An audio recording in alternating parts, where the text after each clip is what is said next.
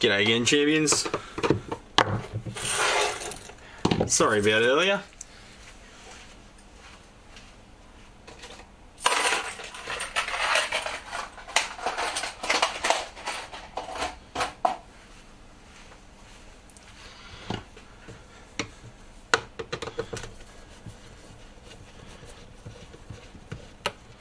Stuff got a bit hectic.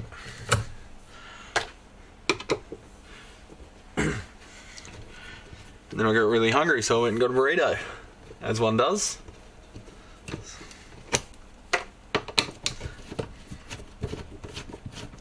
So here we've got a Blues Junior.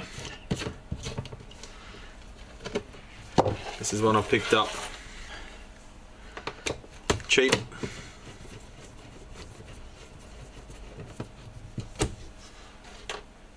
I'll do a few upgrades to it.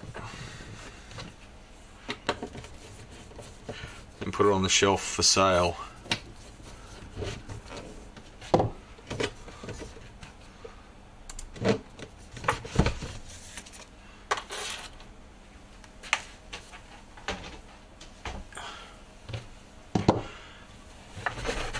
Alrighty. So what are we going to do? We're going to recap it. It's currently in pristine condition. Like about as good as one gets, other than brand new. And just going to do some upgrades, cool the bias down, up the screen grid resistance, replace these axial caps because they fail all the time. Probably replace the input jack with a switchcraft. And call it a day. I was tossing up whether to replace the valve board with one of mine, just for funsies, if you call that fun. I might do that. We'll see how we go time wise.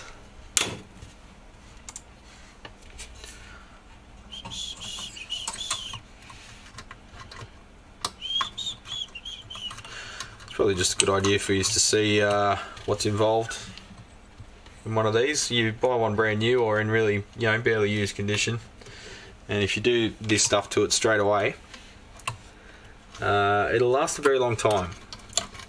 If you don't, if you're part of the don't fix what ain't broke crowd, well, then you'll be up for possibly a bit more effort later on,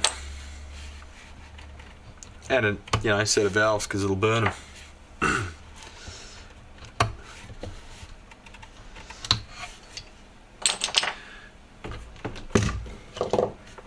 Do the usual idiot check. Minus 2 volts across there. 2.6. So it's in the she'll be right range. The other thing I'll do is these things always fail, the jacks. You can see it sort of kinks right where it exits that boot, and they always seem to break right there. And then the connection gets intermittent, and that's not good either. And it's got spade connectors on the other end. I like to just replace them with a hardwired connection. I've used the Hakko connector on the chassis down here, the strain relief on the mains cord. But they've used one meant for aluminium. See how much of a shoulder's there?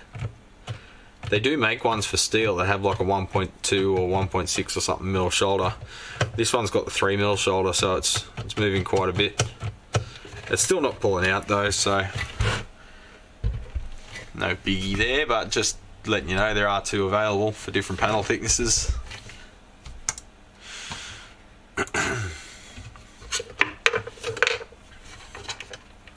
So, should we take the chassis out and work on it externally? Nah, I don't reckon. I can get to the baffle bolts from here. I like to check the baffles are tight because they often loosen off on these things. Well, and all fenders really.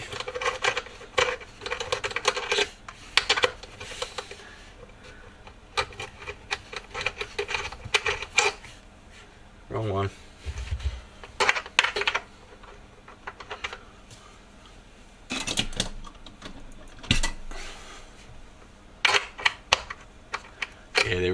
loose. Just get me mini shifter. This thing's so cute. Look at it.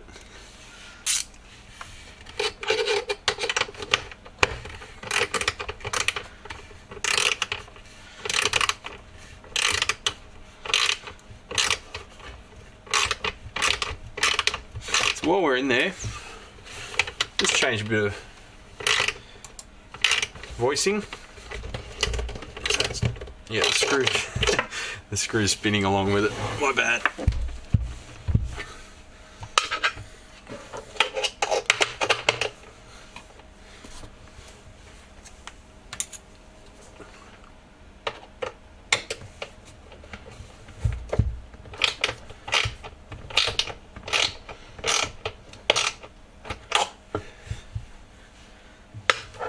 Yes, I am back.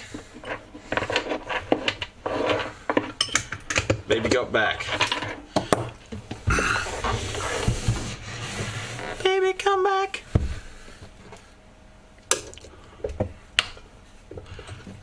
I just had a bunch of customers in a row and just was constantly muting you guys, so I thought that's not very fun. I'll cut it off there. And there was a line of 3 customers, so I figured I'm not going to get out of this one for an hour, so just cut the stream off. And I was getting a little bit hangry after that. That's when you're so hungry that you get angry. So I thought it's time to go get a burrito. So I went and fought the midday traffic, got a burrito, and here I am.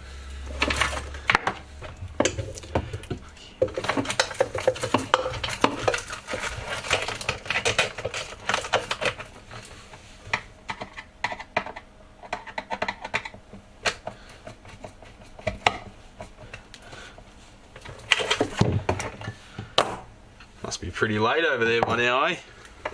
I've got the night owls with me now.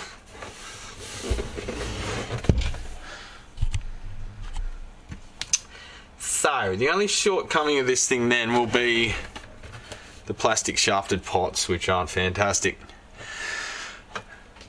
You could possibly get a 9mm in there with a metal shaft and bolt it, but the spacing's all wrong and everything, and you can still get those replacement pots, so it's not a biggie.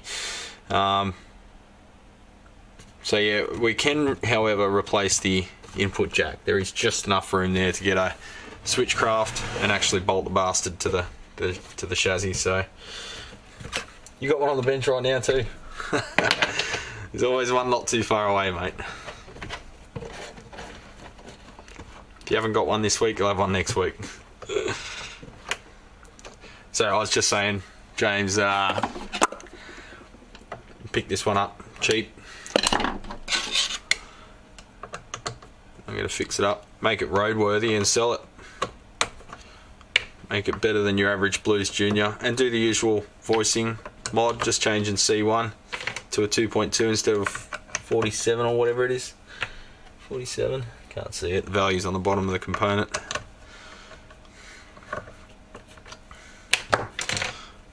Got to cool the bias down to about 50% because it's a fixed bias amp. Actually, let's test what it's at now, just so I've got a reference.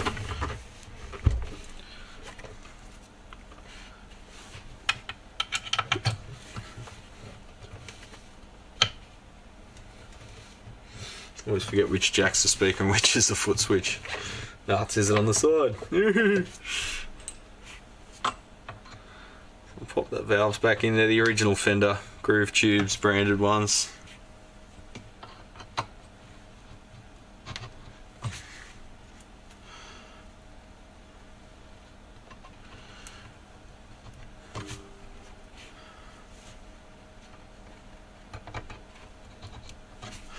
Right, where's my notepad? So, a fixed bias amp needs margin because the quiescent dissipation increases with output. A cathode biased amp, it sort of works the other way around. You can afford to have them at 95%, 100%, because as you pound that speaker, the power sags, the dissipation sags a bit, so it actually goes down as you play heavily, if you get my drift. So you don't need a margin for error in a cathode bias amp, but in a fixed bias amp you need a good at least 30-40% margin. But these don't. These it's like it's a fixed bias amp, but they've biased it at a bias point that a cathode biased amp should be biased at. Did I say bias enough times in that sentence?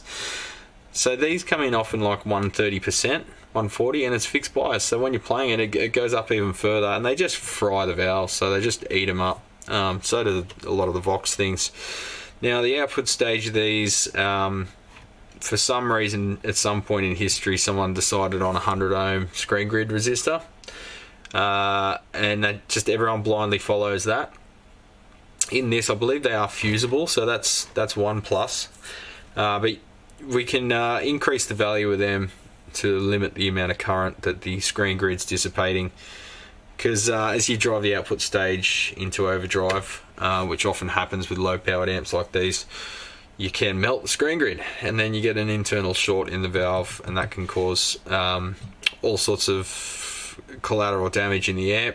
And these things often set fire to this area, literally flames and smoke and horrible shit, and you gotta scrub the board and, you know, or just throw the thing out.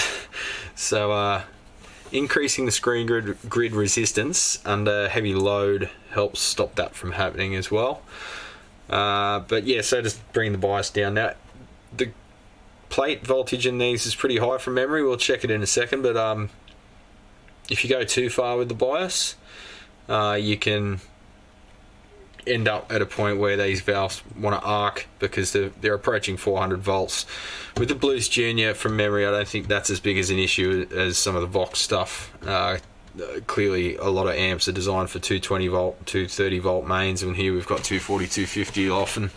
What have we got now? 238. So we've been, like I said in the last stream, we've been surprisingly low in the mains voltage recently, so I've been adding a little bit extra margin to safety margin when I bias up an amp, because later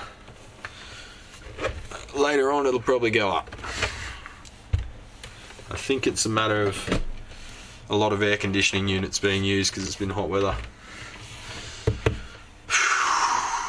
Right, what was it last time? 90 something and 100 ohms.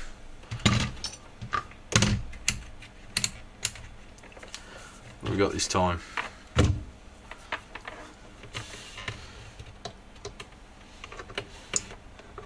Hear a pop from the speaker, listen. Pop. 97? 97. So you can hear that little pop. That's a multimeter. Giving a little pop through the output transformer into the speaker. So 97 both sides. Well, it's easy to remember. I don't need to write that down. Power it on. Bang! 58, 37, 32 watts, 29 watts, 28, and we'll start coming back up again as the valves conduct. 28, and up we come. 29. Ooh. Did I accidentally leave everything up? Yep. I'll turn everything down. 51, 52 watts. 53. So you can already tell that there is drawing about as much current as the Shiva was. 54. We settled at 54 watts. So what's the voltage drop? Don't do this at home, champions. Dealing with high voltages here, the thing's operational. 3.45, 3.4678. It's varying a bit. We'll say 3.5. Round her up. I think that's oscillating a bit there. You can hear a hum.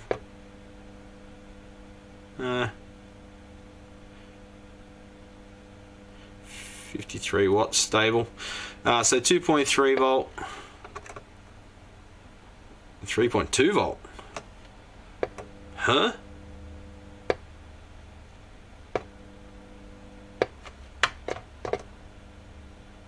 $318. $318. Let me just get these leads away from it. 3.3, 3.3.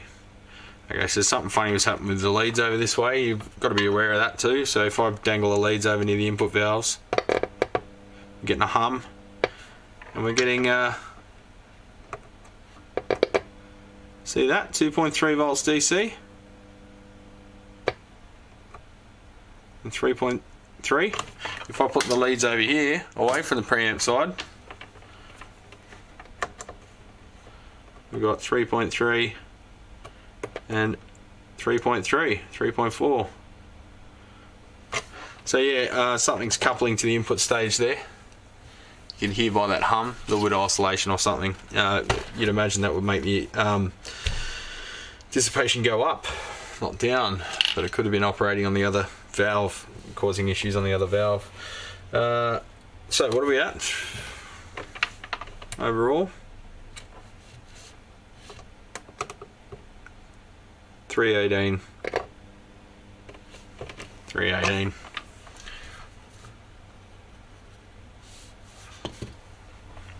And 3.3 per side across 97 ohms.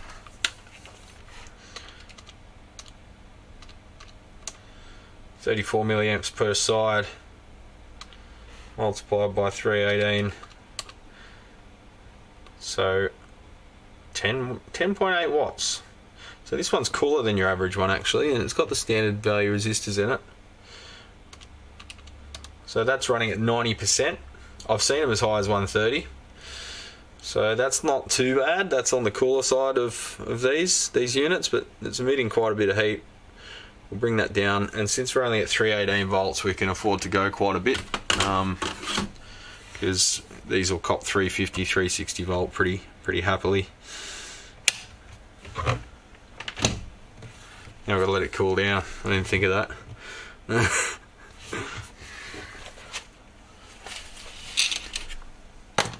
I'll grab a rag.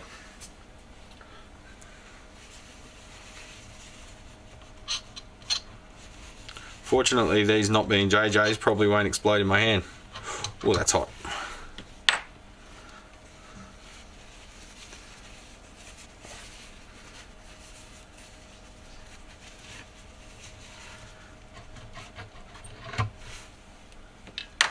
Sweet as, bro. Preamps are cool enough to handle.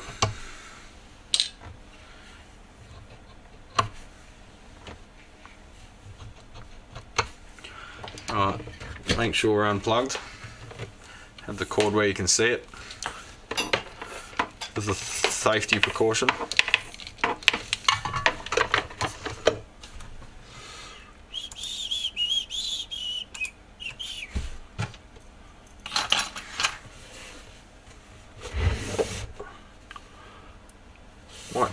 Might take the cab out just so you can see what I'm doing.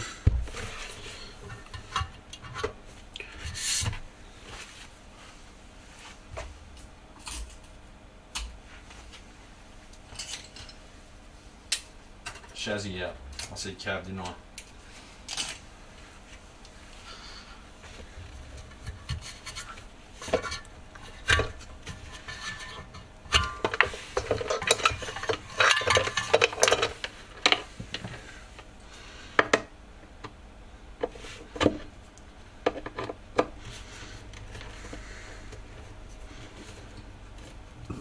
No, I haven't changed the screen grid resistors yet, mate. Getting there. You sound like my old boss. You done that yet? No. Oh, can we get that done? Yep.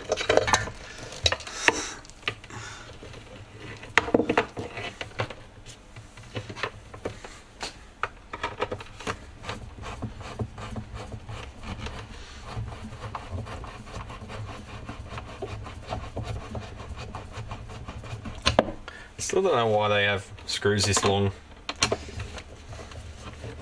I suppose they've got one type of screw and they just use it for everything. Makes sense.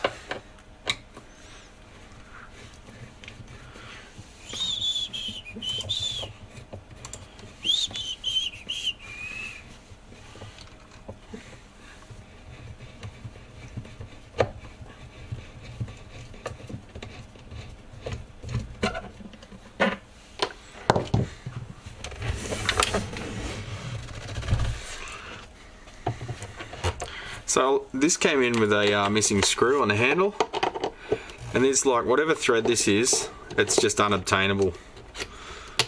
So like a metric one almost works, but not quite. So well, I've got the chassis out. That's the other reason I've decided to remove the chassis. I'll change that T-nut because I just can't get these screws. It's crazy. Everyone sells fender handle screws replacement, and it's a different thread. I think I've got some metric T-nuts there. I can replace one.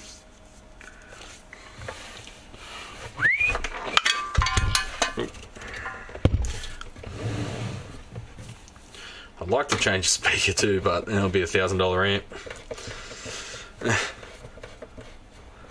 And ain't nobody want to pay $1,000 for a Blues Junior,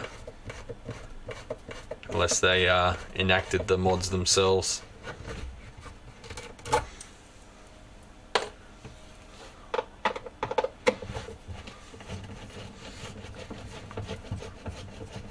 So it looks like the new router's doing alright.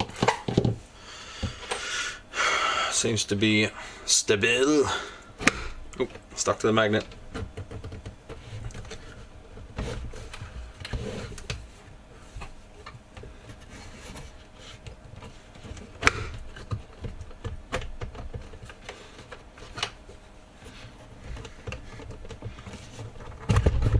Ah, there we go.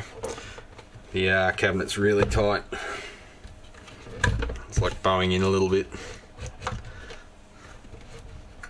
So just spread it a bit as we pull it out. There we go. Try not to rip up the Tolex. No, all good. Alright, so I'll just fix that handle issue while I'm here.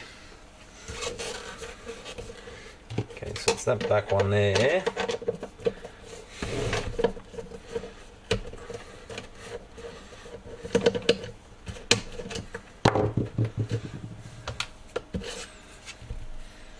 Nothing but the very best chipboard cabinets.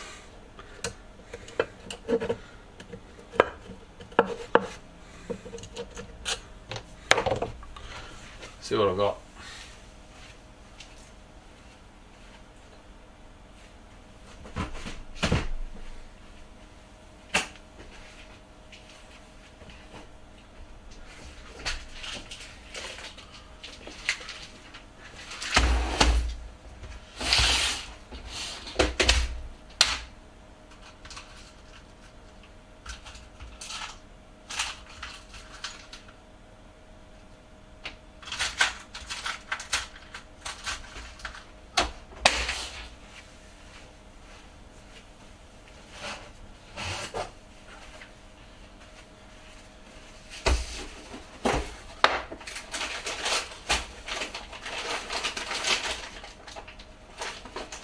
.3/16.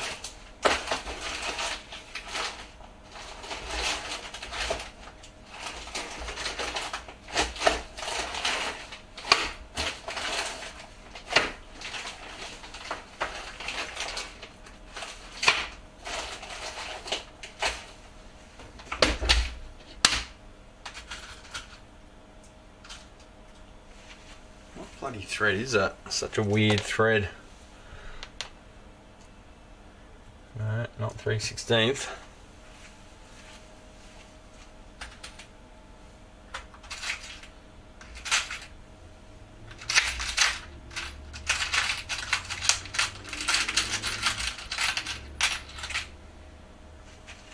Hey, I do have an M4. Sweet. Sweet as.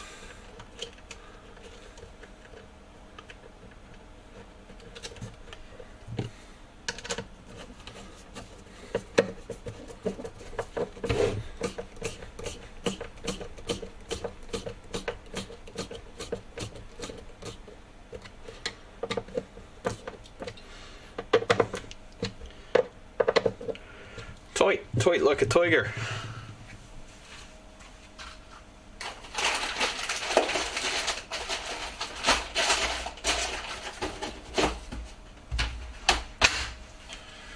Oh man, it pays to have a lot of fasteners floating around, I tell you what.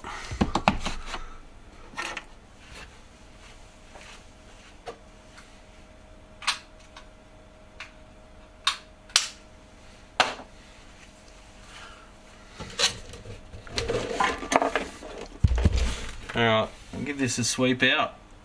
It's got a lot of cockroach poop, like everything. Ugh, man, amps are gross. People have got to get their house sprayed more, eh? I should include a discount card for my pest inspector guy when someone gets an amp restoration. Here you go, try this guy. No further comment, just slip it in with the invoice. Just passive aggressive. I've been told I'm pretty passive aggressive by our YouTube commenters, so it will be in my character, apparently. You just finished watching Cocaine Bear, did you? Was it any good, Alan? I saw one of the local movie theatres. I think quite a few are doing it. They're making as for the premiere, or you know, while the movie's running, they're doing Cocaine Bear choc top ice cream. I'll just try and find a photo. Ice cream image. Yeah, here we go. Choc bombs. I'll try and download the photo. Hang on. For a limited time only. So in 1985, what is it? Is it based on a true story? Okay, I'm just on an endless loop of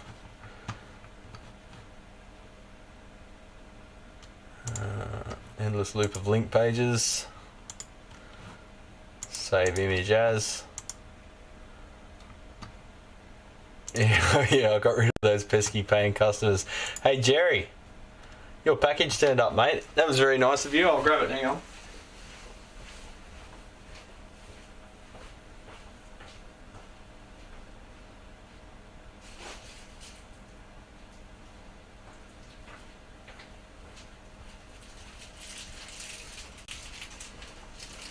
Look what Jerry sent me. Lovely, lovely legend. So, just as I got back from lunch, there was a car driving around, looking sort of aimlessly around, and I could tell it was one of those independent delivery people for Amazon. Oh man, this plastic's so tough. Unless you go that way. Ceramic tweezers. Look at that. That is awesome. So it's that crazy hard ceramic stuff that's non-magnetic.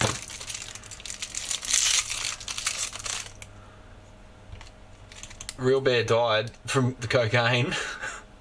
I suppose that would happen, wouldn't it? Yeah, that's going to be handy, man. Handy man. Thank you very much, Jerry. Look at them. I hope I don't drop them. Although I've got a carpet floor here, so they'll probably be fine.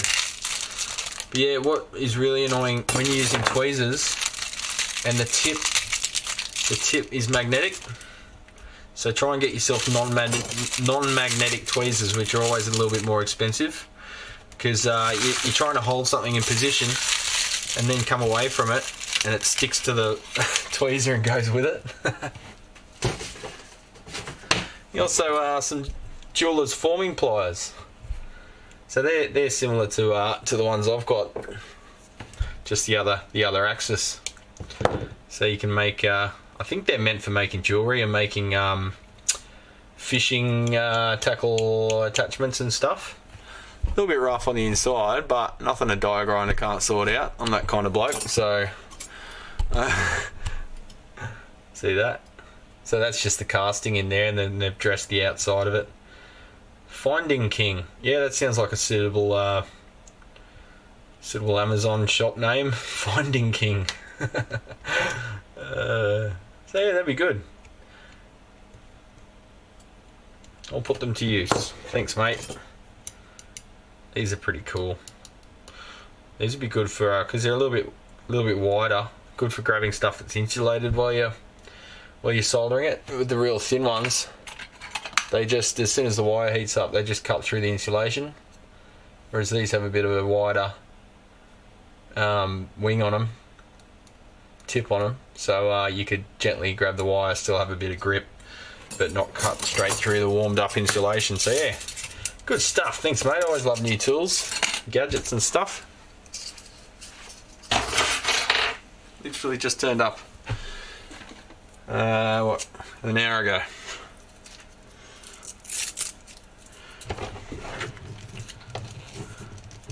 So Cocaine Bear, sorry, I haven't shared the photo.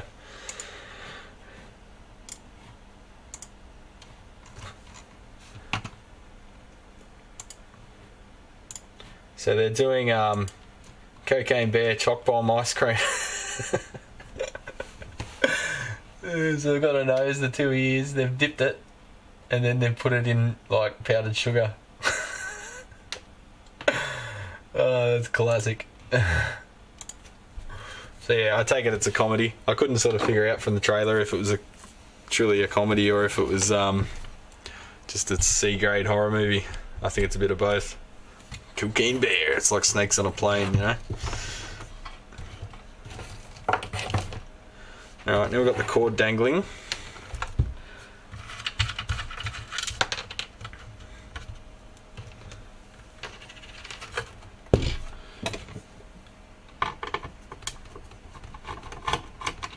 Check the voltage again, why not?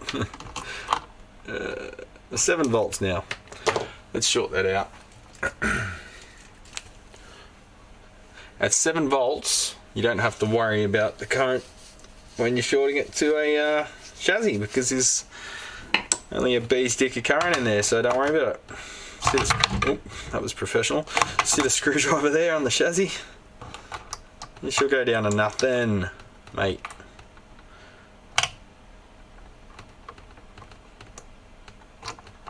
Oh god, can't do that one-handed. So now we're at 0.2 volts. Comedy thriller. Right.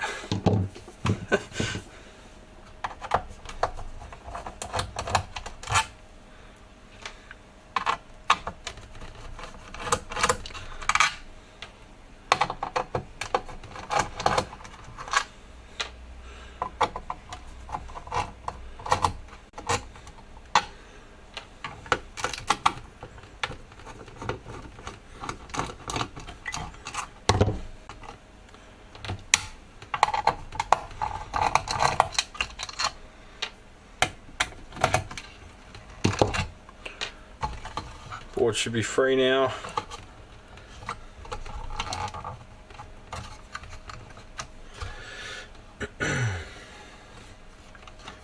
It's holding on by the cable tie. I'll just take plate connections off, get it out a bit quicker. Oh, they are tight.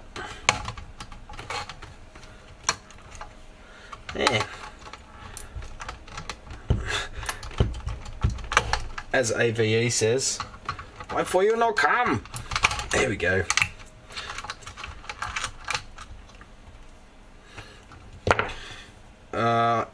Yeah, let's cut some cable ties. Oop.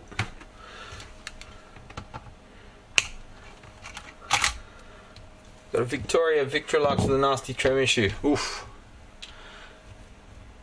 Oh, thanks, Chris. Good to have you, mate. So, who's sorting that out for you? Or are you a tech as well?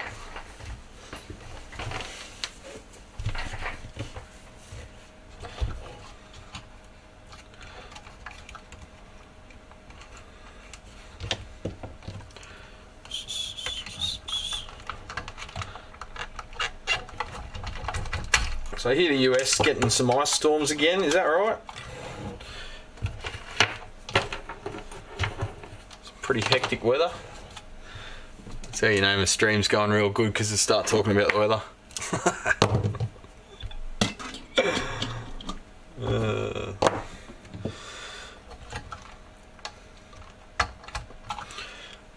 Alright, Imperial 1/2 inch.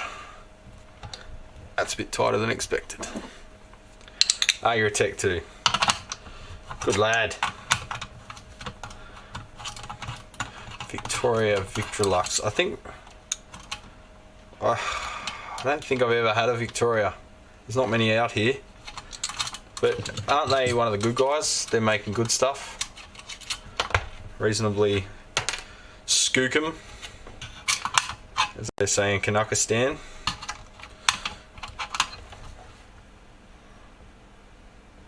You know what, bugger it, let's do the valve board while we're here.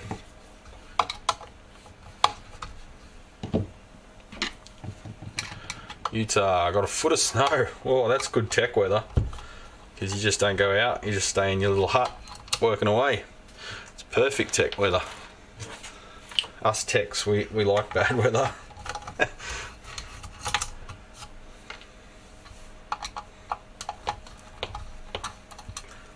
When there's lots of work on and the weather turns to hell, you're secretly inside, you're going, yes, no one's going to ask me to do a barbecue. I can get some work done. Get some people off my back.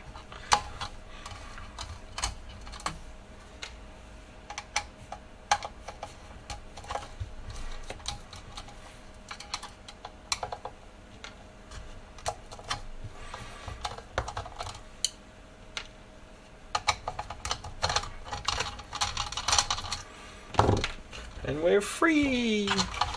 Let's go the whole hog on this. Why not, eh? Let's make it a beast. Make it a beast.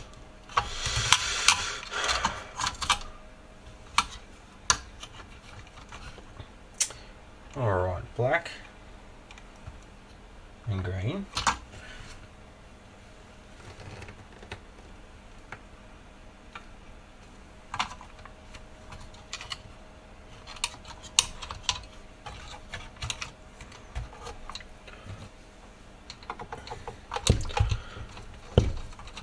Cathode trim. Ah, sweet. It could just be a bias point there, Chris. Check that first. Sometimes, whatever you want to call them, bias, wiggle, tremolo, just needs a bit cooler than average bias, like 70 odd % instead of 95 or 100 or whatever. It needs somewhere to go.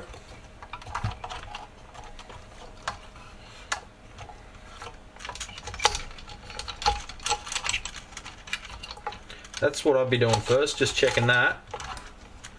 If that's all good, carry on from there.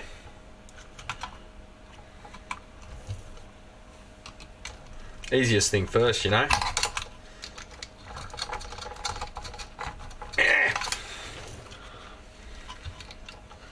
Oh my god. Again, that was very professional. Good thing it's my amp.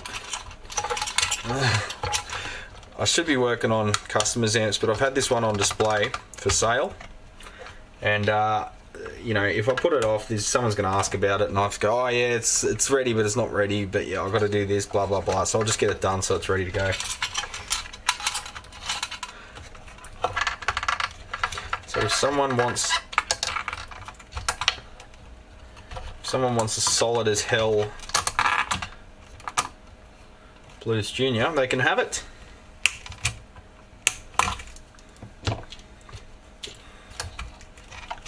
I know, it seems silly doing all this work to a Blues Junior, but they're handy little amps.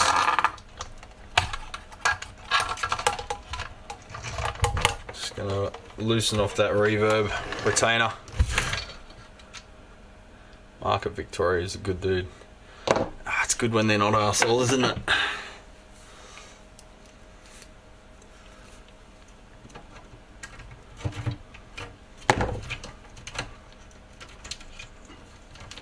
Give that reverb a bit more slack. So this could almost be used as sort of like a little real super half-assed tutorial on how to beef these things up a bit.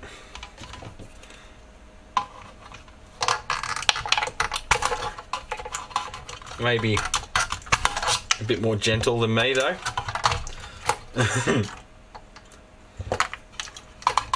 These spade connectors, they're either really tight or way too loose. They're never just right, never in the Goldilocks zone. Alright, clear those wires off so I can flip the board straight up. Leave the primaries attached. Now we've got enough slack on the reverb. plugs.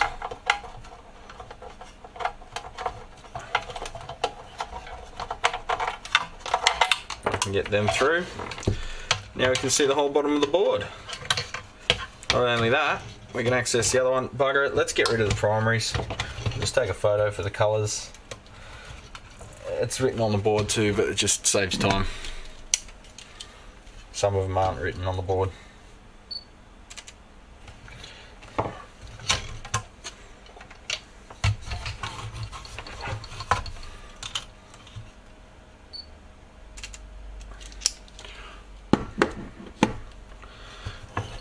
You did all that to your Blues Junior too. Cool, man.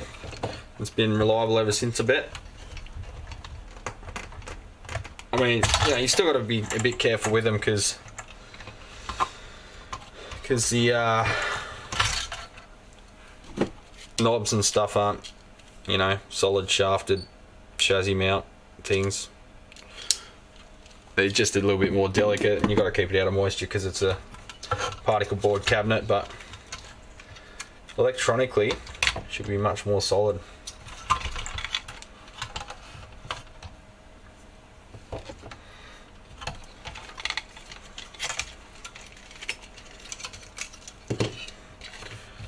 We should be able to work on it like this, eh? I'll go like that. Get rid of the cord, just make it comfy for ourselves.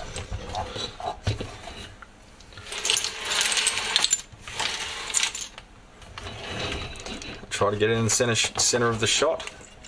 How's that? Yeah, that should do us.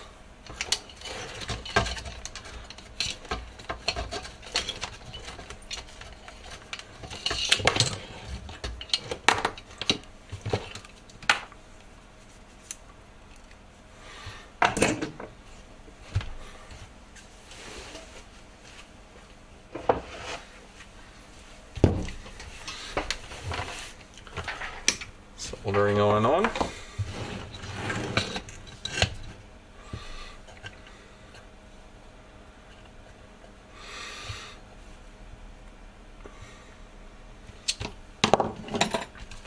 Alright, so show you some things on the schematic.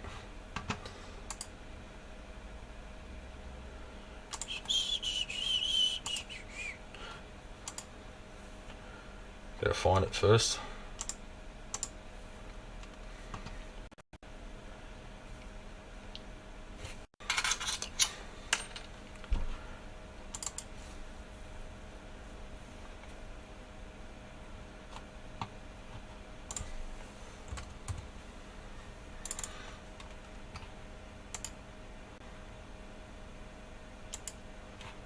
Yeah, I'm going to put in a board, James.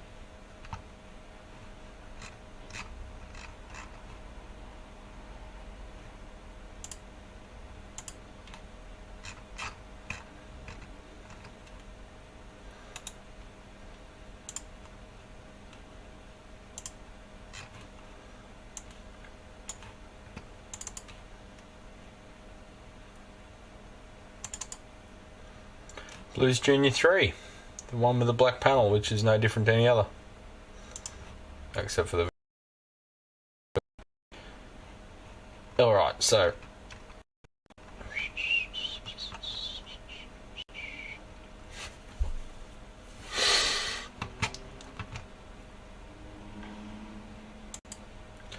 let me just share that with you.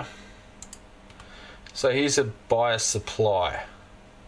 So there's a plus minus bipolar 15 volt supply. They've shown it a bit silly, but it's regulated by the center and a load resistor of 75 750 ohm, and here's your divider pulling off the minus, well, it's minus 26 because the regulation hasn't occurred yet to be minus 15. At this point it's minus 26. So that's a voltage divider. It's 33 over 22, right? So if we reduce the value of this, it will swing more to the negative rail instead of ground. So it will make the bias cooler because it will be supplying a more negative voltage to the grids. Because see here, see here, goes up to, oh, wrong one, goes up to this point, minus 10, that's at the factory setting. Via the bias feed resistors, 220k, and then the grid stoppers into the control grid, and that determines the quiescent dissipation of the EL84s. So by changing the value of that resistor, we make the voltage more negative and we cool the bias down. Now up here is our screen grid resistors, FP100, so FP is fusible, 100 ohm, half watt. So we'll put in some 1 or 1.5k 1 watts, maybe 2 watts watt. Would be good to have fusible. However, when you've increased the resistor by that much, it limits the current anyway, and it makes it less likely that there'd be a screen grid short in the first place. But if there was, if you look at my video on resistor types and how they fail, metal films fail pretty quickly anyway because they're safety resistors. They're not fusible per se, but they are safety resistors that are designed to blow relatively gracefully and not overheat, not catch fire. So if it goes beyond the power rating of the resistor, it won't be too bad. These have already got flyback diodes from either side of the transformer there, so that's a plus. Now here on the first stage, yeah, you got a 47 microfarad, which is almost like a straight through, you know, there's no cut off at all, no tone shaping, it's just all the bass goes through, and then it sort of flubs the next stage, swamps it a bit. There's a whole bunch of mods you can do to these things. On this one, I'm just going to reduce that for the moment, and get rid of this split load thing up here. Just jump at that 9.1k, and let's just put 100k in there. Oh, maybe leave it at 91, but jumper it. I'll change the plate load resistors because they go noisy and like to go open circuit as well. They're those 100k half watt things that they use in everything. So I'll change them out as well because they like to go noisy or open circuit, particularly in the phase inverter. Now there's an argument for changing these to 600 volts. Having said that, the plate voltage in these is pretty reasonable at what was it, 318. So you've got your bias, sure, but that's like minus 12 volts or something. So you're still at like 350. So you're nowhere near what you would be in like a Mesa Boogie or something where they insist on using 400 volts everywhere, even when they're already over the limit before you even play. So yeah, there's that. If you get rid of those little shortcomings, these are pretty solid little amps after that. You get some people playing with the tonality, the reverb return and all that kind of thing. They are not the most convenient amp to modify. But yeah, for now I'm just going to do that lot that we just went through. And happy days. Oh, I get rid of the C9 as well. It's, I guess, to stop oscillation, but I've found it's not a problem, and it puts a blanket over the top end a bit. So I'll get rid of that. And that's about all she wrote, mate. So let's get to it, as they say in YouTube land. Hello, Ben.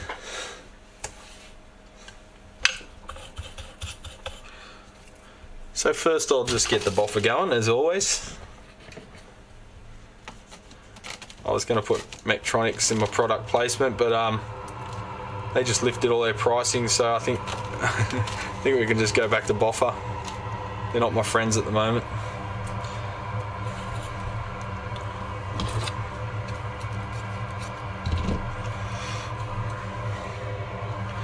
So let's get rid of the valve board first.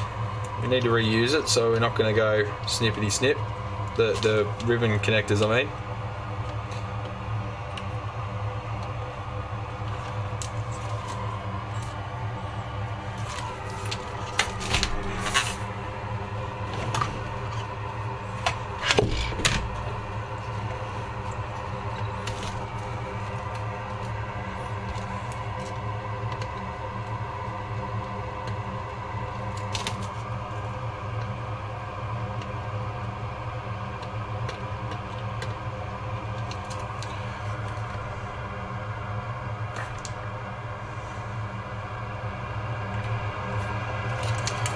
Smash that notification bell. I don't care if you're watching or not. I'm just here for your entertainment. Not here to make money.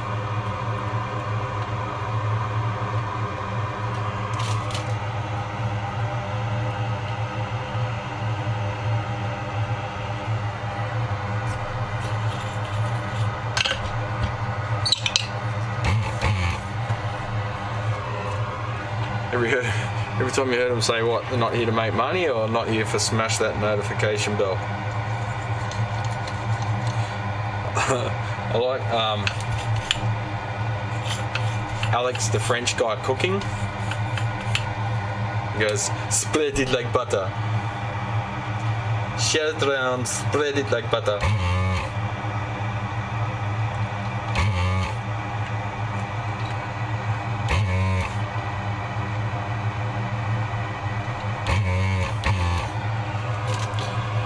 Anyone in Perth I'd recommend with my level of professionalism? No. There's one guy I'd recommend who has a much higher level of professionalism, and that is Grant Ettrick at EAV.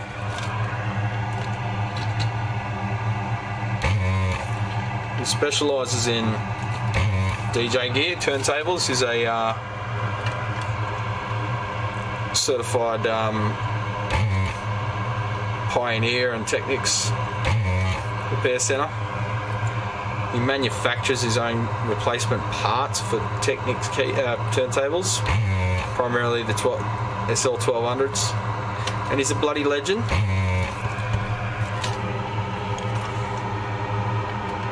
He's quite a character,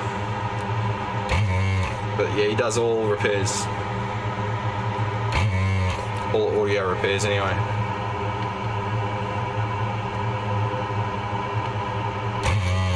And it's not hard to beat my level of professionalism, to tell you the truth.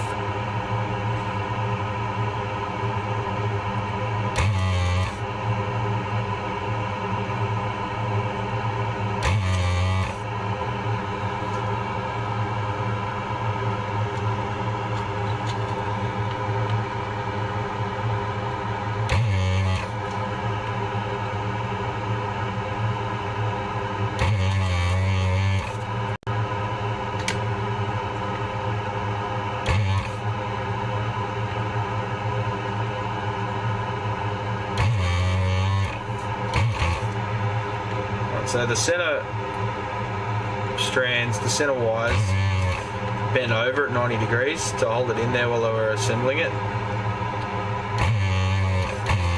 If you go just shoving the soldering iron under it and move it up, you're going to lift the pad. So don't do that.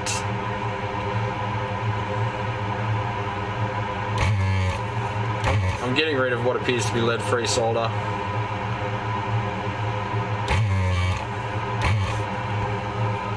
Then I'll heat up that wire, get my really fine tweezers. Let's go in for a zoom in.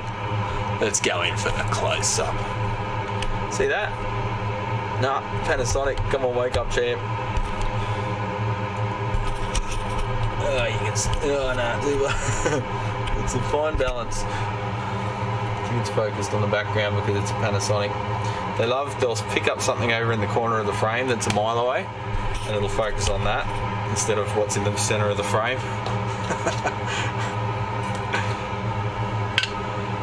So, just heat up the wire and lift her up a bit while it's hot, so you don't take the pad with it. There we go. Now they're already loose, but yeah, if there was any solder left, you could go in there from the end on with the extractor and get the last bit out.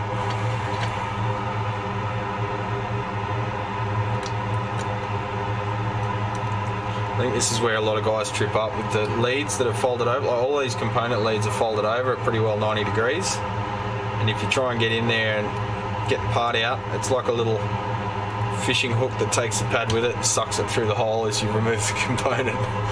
And it feels a little tough, then it lets go and you look at the bottom side of the board and you realise you've destroyed a pad. Too late.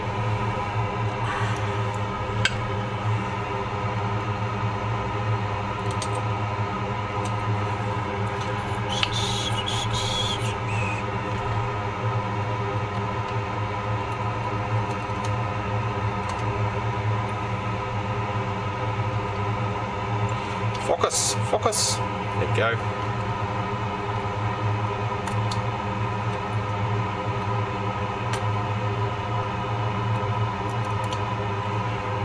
Alright, I think they're all free. Is here another 2-wire one?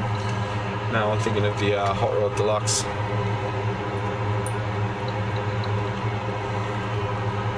Oh, hang on, what am I doing? We don't have to remove it from this board. We're reusing it on this side. My God, I'm an idiot. See, I told you I'm not smart. Too busy talking and not working. Let's try again, eh? You just said I'm a pro, and then it went to my head.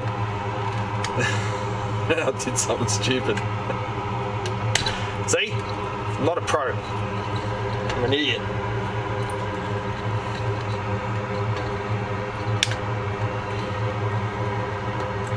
I fixed that Bogner too in the previous stream. It's fine. Sounds like $1 million. Good amps, those ones. And they're working. Hi, Chris's wife. How you going, champion? You like my accent? Do you? We don't have the most romantic accent in Australia. There you go, love.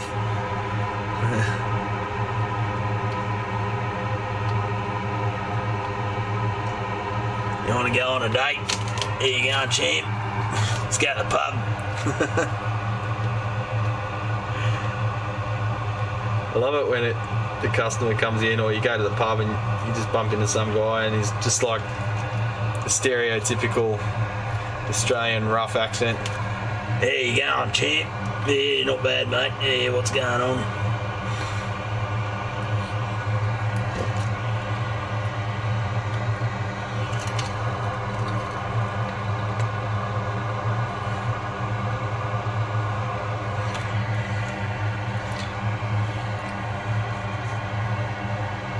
You only managed to lift a single pad on your big muff. Yeah, those boards are very delicate. They're very thin and very cheap. Don't bash yourself up about it, mate. It's very easy to do on them. So this is the one where we want to remove. Egads. Go away, BOFA.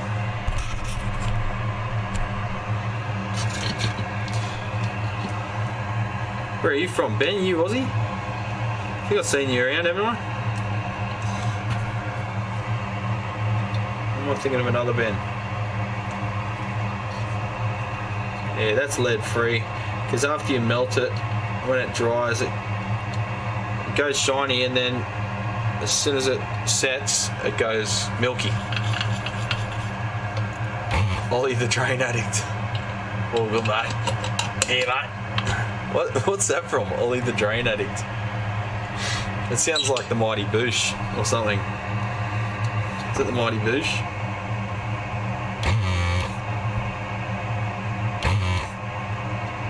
Oh, I missed the Mighty Boosh. Perth. Oh yeah, you just asked about a tech. I've got to go home. I don't remember who asked what. I just remember the question. So yeah.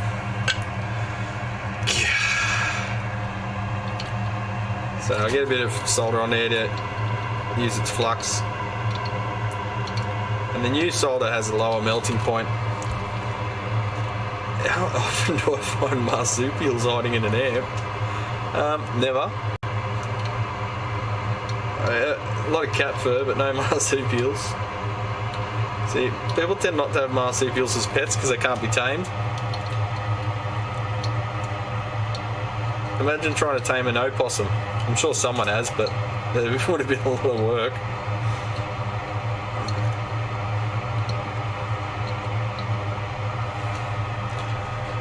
Pain meds. Don't have any, mate. I don't feel pain. I'm a ringer. They beat that out of redheads at school. Pain. Teachers and the kids. The only thing worse than being a ranger is being a bald ranger, and I'm that. Oh, Jet's the Nasty Australians. Yeah, I've seen that.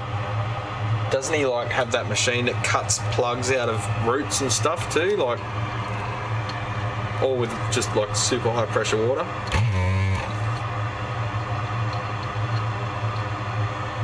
There's one, I was watching a video on it. It was like a promo video for one of those drain tools, and all that comes out is like, say you've got a whole tree root that's gone through a pipe, and the tree root's like that thick.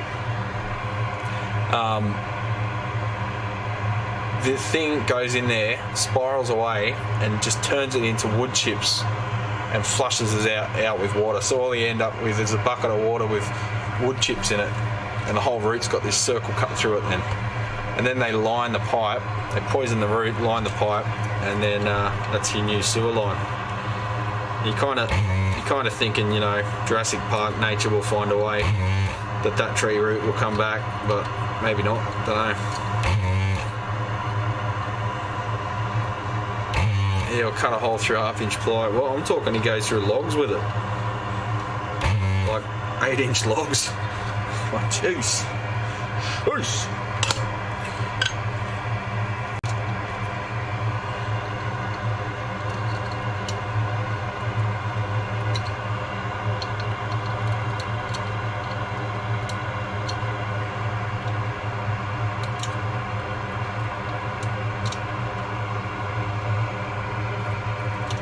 So we got yet another brewery that's open around here that I just checked out the other weekend. Can't remember if I'm repeating myself from last week. It's called Squinters. Squinters Brewery. And there was this guy that was there, and he was sort of walking around in circles. I'm going, what's he doing? It's like he's looking for something. He's looking at the ground, but he's walking around in circles, sort of stumbling. And then I'm like, oh, and then it twigged that, oh, hang on, no, he's wasted. He was completely buckled. And I think he was looking for somewhere to piss because he couldn't open the door to the bathroom. And then he just pissed his pants. I'm just like, oh, everyone else was well behaved, but there's always one. Sad, really. I sat him down and said, mate, I think it's time for a water. He couldn't even lift the glass up. His mates didn't even know where he was. Came and found him, put him in a taxi. Feel sorry for the taxi driver. Makes you wonder a bit, some of these breweries, how strict are they on the RSA? If that stuff's happening.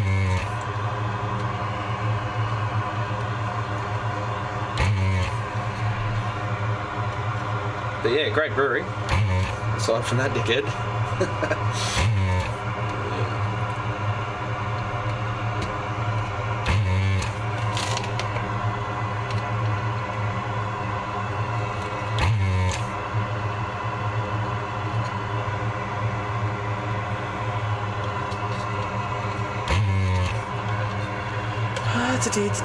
Yeah, that's the problem, the mid-strength. The beers there, wait, like all these breweries, they've got double, triple IPAs and shit. one of them, Hope Estate, I think it is. Has one called the FA18, and it's 18%.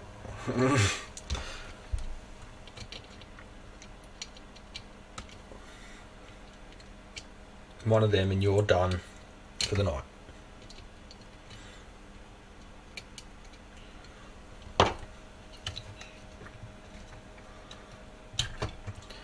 Alright, so we'll gently work those wires out. There's a bit of solder stuck on that one.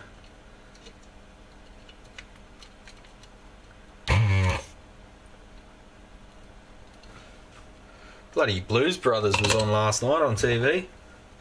That was the only movie I watched as a kid. I could watch it every day and I still wouldn't be enough as a kid. And as an adult, you watch it and you realise, my God, every session muso that was anyone was in that movie.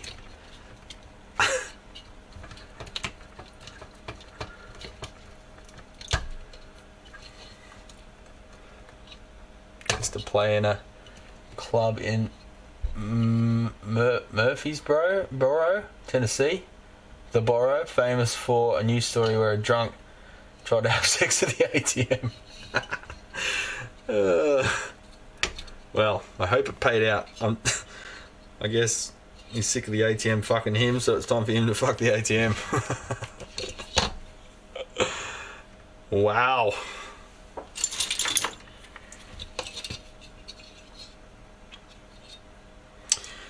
So, got my board here. I've made the holes slightly larger because those holes were really tight. If the wire has been used, you need a bit more play. So they're mine, blah blah blah, 2 ounce copper, 3 hole plated, isolation slots for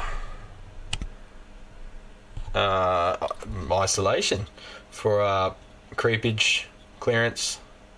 See that between the pads? It's got cutouts. Gold plated.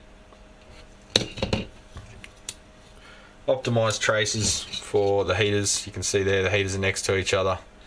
Here they're exactly on top and bottom of each other.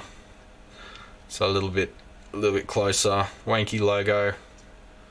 And everything lining up with the factory positions. So I've got 2 resistors there for people that are afraid of high voltage. When you're measuring bias, you can put a 1 ohm resistor in there and just measure the cathode drop across that to ascertain the current draw. I'll pop them in anyway. I don't do it that way. I use the output transformer DC resistance, but I'll put them in anyway. Just got to put something in there or you have no cathode. So it's either that or a link wire, so we might as well put a 1 ohm resistor in the future if anyone's a bit squeamish about measuring high voltage, calculating stuff. They can just directly measure the milliamp drop across that, because 1 ohm translates 1 millivolt per milliamp. So fold them over. There is another company that does these, but the postage was a problem to here, so that's why I thought I'd start doing them. And I just reuse the old sockets.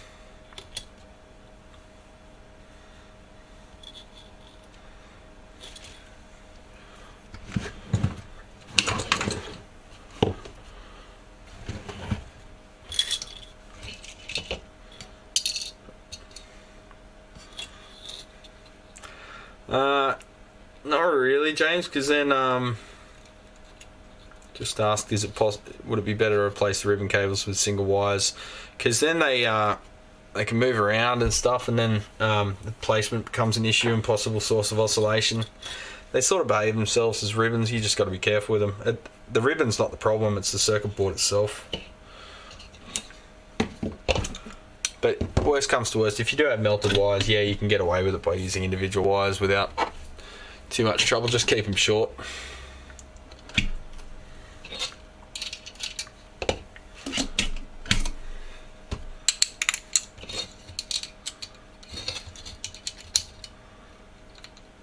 I've got to reuse the standoffs and the sockets. There's nothing wrong with these sockets. They're Beltons, they're genuine Beltons, not the fake ones that are on that line 6 the other day. So reuse the standoffs and reuse the valve sockets. Throw the board in the bin or add it to the wall of shame.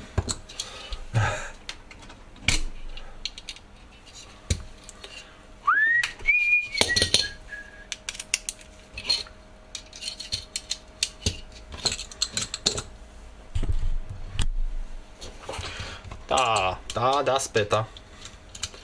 Hello, Lyle. How you going, mate? You on holidays yet? This looks familiar. Yes, it does. Very familiar. It's as common as a penny.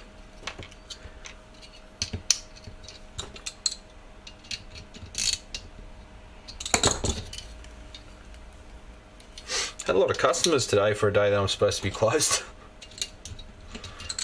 Decided I'm probably going to open till 1, maybe on Saturdays from now on.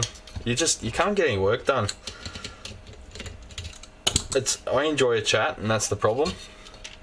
So you're here with a customer and they're here for about half an hour, and then they go, or someone else comes while they're there, and they're there for half an hour. Before you know it, you spent like 4 hours and not done anything, and it takes you a while to get back into it, to figure out what you're doing before they walked in. Get your train of thought back. Take your mental health break. Yeah, cool, good man. Working constantly. Yeah, that's what I did the other week. I had the problems with the computer as well. The old computer power supply shit the bed, and because it was a Lenovo, it had a special pin out. But I've been talking to my little computer mate and designing a video editing rig, and hopefully I'll have time to do more videos. Probably less live streams actually, because I've only got like 5 free hours to do live streams generally each week. So that would be time that I'd have to be filming videos without film.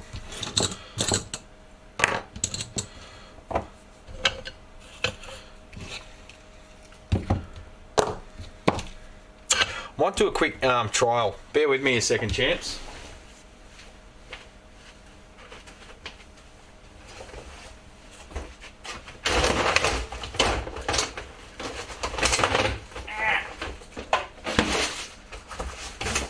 Story time. Don't tell Michelle. But when a neck presents itself, I'm building another strap.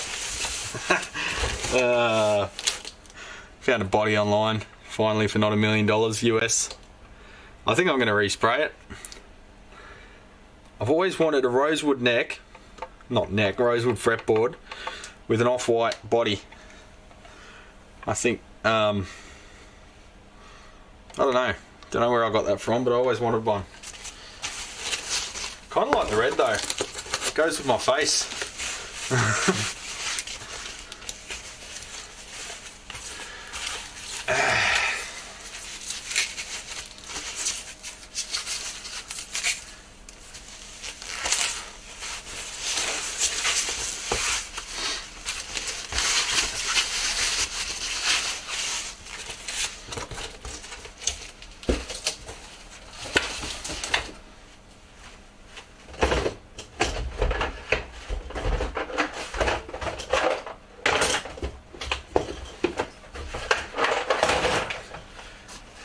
Time I do videos, I make a mess and I have to clean it all up later. Tortoise guard? No, white. Just white. Off-white. No, probably white. No. Probably just end up doing what I'm doing. Vintage white with a mint guard, yeah. I'll probably just end up doing whatever I have, like I did last time, then I won't be happy with it and I'll do it again. Oh god, I'm sounding like a customer. So what have we got here? We've got the stupid electro voice thing I was talking about in the last stream. I just want to get your opinion, what sounds better? This with the body pack,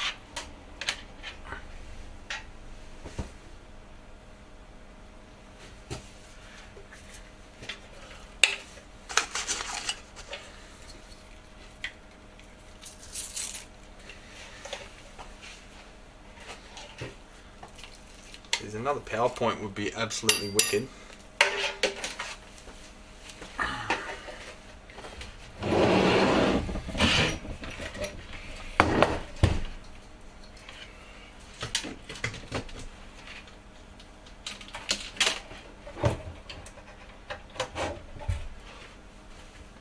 Mic lead, this is getting way too hard.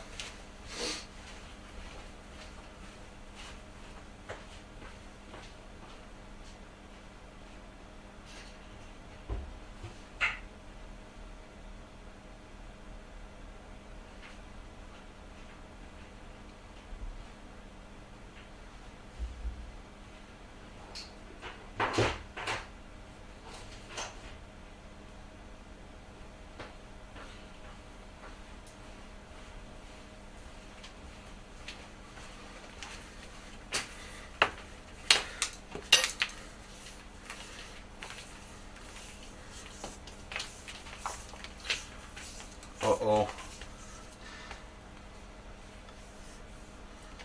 Hired out PA speakers, and customers lost my cable wrap. That's alright, it's kind of expected.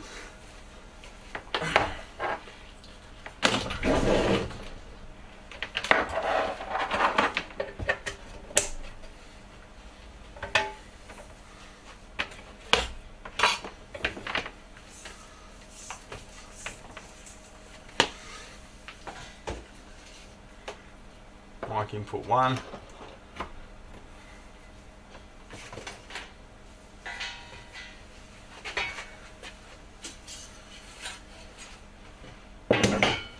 You missed all the vintage amp action earlier, Lyle. I had like 8 amps I assessed this morning. Some on screen, some off screen.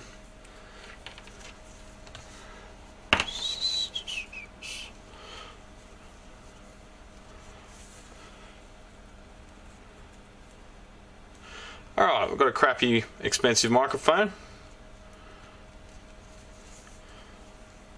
150 something bucks for the friggin' thing. Can you believe that?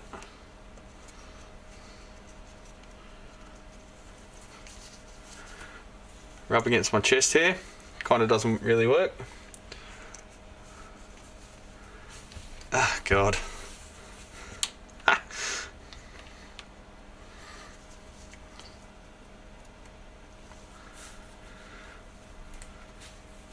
Yeah, part 1 was all the vintage gear. Power on. Do we have signal? Yes we do. Yes we do. Alright, I'll turn off this audio.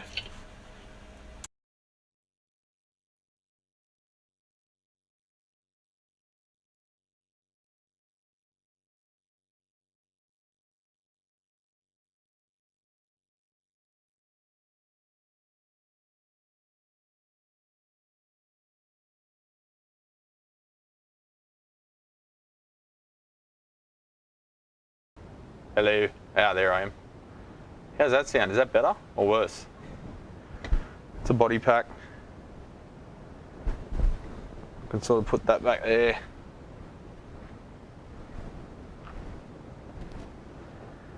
Turn that one down. Alright, how's that sound? Does that sound better or worse? Less background noise, less noise, or more noise? Looks like the ambient noise is about the same on the meters anyway. I can walk over here and whisper into the mic. ASMR. So now it sounds a little boxy, yeah? That's what I thought. So now I can take you to the bathroom and you can listen to me pee. Isn't that good? I don't like this thing at all. I reckon it's shit. And I would not advise anyone buy an Electro Voice wireless system at all. Less noise, lower level. Less noise. Okay, so it's not. It's got more self noise, but it's not picking up the room noise because it's lower gain. It's hissy. Yeah, that was my argument, and they reckon there's nothing wrong with it. I'm like, well, fuck. Why am I getting minus 30 dB of hiss? That's the audio. No, Electro Voice SX168 or something, I forget. It's a hypercardioid. Actually, it might just be cardioid. Let me have a look. I'm gonna have to look at the invoice. Yeah, it is very hissy. I'm not happy with it at all. But this company, unless something's caught fire, and like flames are coming out of it while they're talking to you, they refuse to accept that there's anything wrong with the product. So they're a bunch of, yeah. So I'll probably get wired Shaw. Yeah, that's a good idea. Which one's that? The MX185 or something? How's that go with the BOFA? Looks like it's picking up less of the BOFA. So let's go back. Now we're on the overhead mic. How's the BOFA level? Back to the lapel.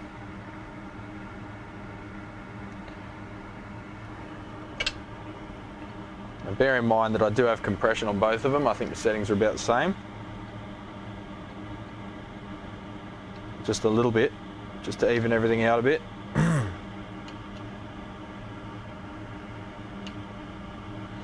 I am an audio engineer, but I've forgotten it all.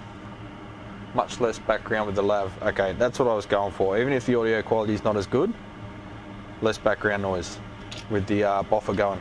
Because I like having the BOFA going, but I don't like the noise of it.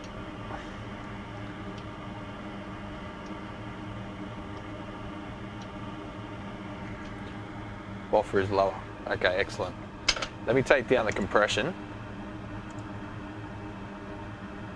I don't think we need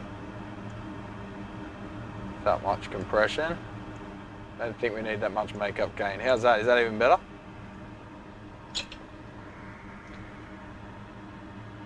Yeah, I think it's MX183 or 153.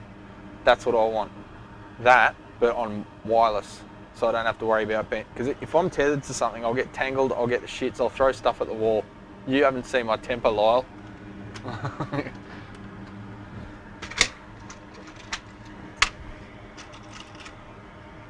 Go up a tip size, who doesn't like a big tip? Your mum.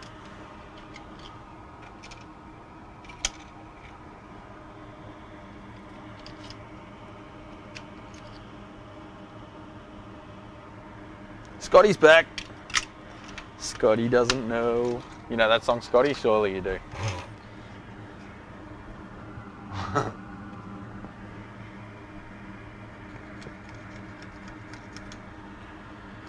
I forgot some high pass that wouldn't hurt. Okay, so there's a bit of boom. Oh, sorry. Let's see if there's a high pass filter. I don't think there is. There might be EQ, 3-band EQ. Let's go low down. Is that too much? Is it too toppy now? Short guys always have temper. Oh, come on, mate. I'm not that short. Not when I'm lying down. Sound like an idiot.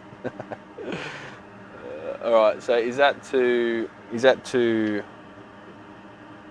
toppy now that I've removed all the bass?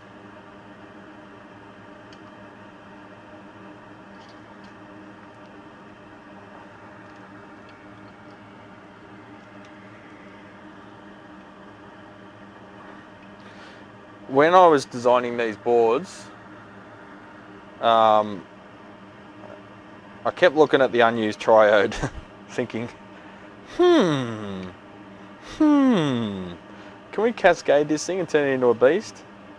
You probably could, but by the time you do all that, you may as well just make a whole new board, because it's not the same amp anyway.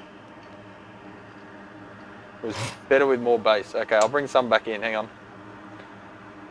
I'll drop it by 6 dB. Alright, how's that? How's that now? Not much change on the laptop. Yeah, you won't notice any change on the laptop speakers. It's more anyone using headphones or hi-fi. If you're using laptop speakers, if you hear anything, it's like listening to a radio. It's not about the quality, it's just about listening to the subject matter.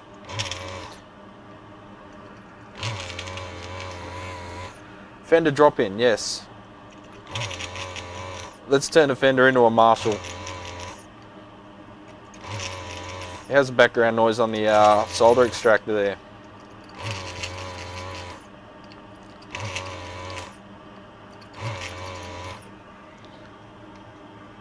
Boom. Socket removed. Given that the PI is already on the verge of oscillation, yeah, I wouldn't make it high again.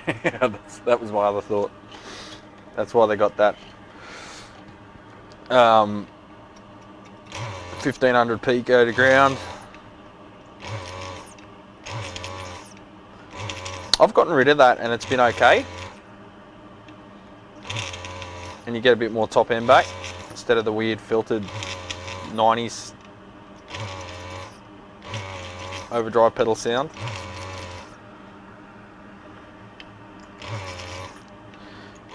I mean, listen, those guys who make the other ones, they do a very good job too, but they're in the UK and the postage was excessive to here.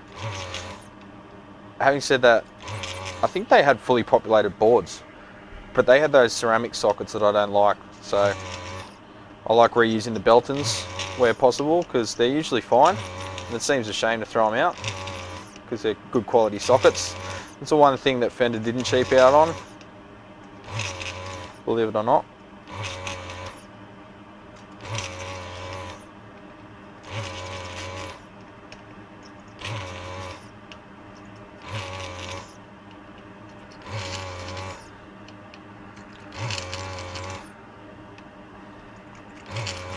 Yeah, they can't claim that they don't know about that, Scotty, because everyone's having the same problem. I think they will though. They're a pretty straight up company, man. You should be right with them, and I think they know it's an issue. It sucks because as a reseller, you're the meat in the sandwich. You're just copping it from all sides. All right, sounds better. Oh, it justifies all the hundreds of dollars I spent on a 3D V improvement. We do that, us audio guys. Better than audio files. They spend thousands of dollars on stuff that makes no difference. So there's your board.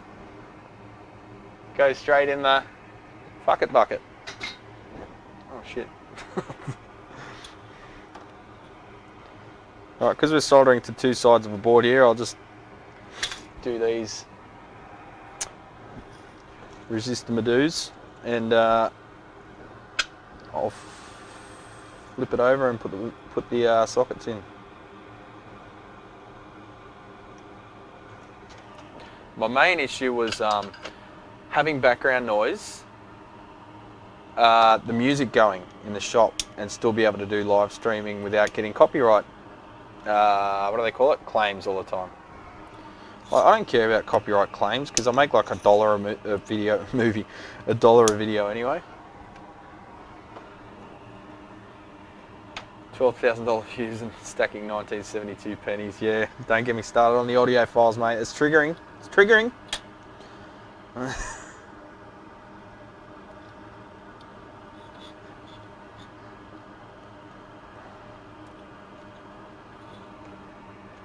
out of frame again. Doing it again.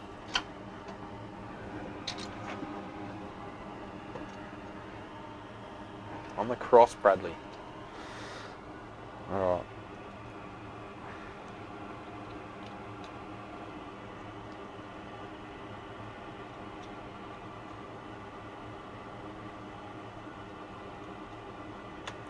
I'll try and flip it over without losing them all. Somehow worked.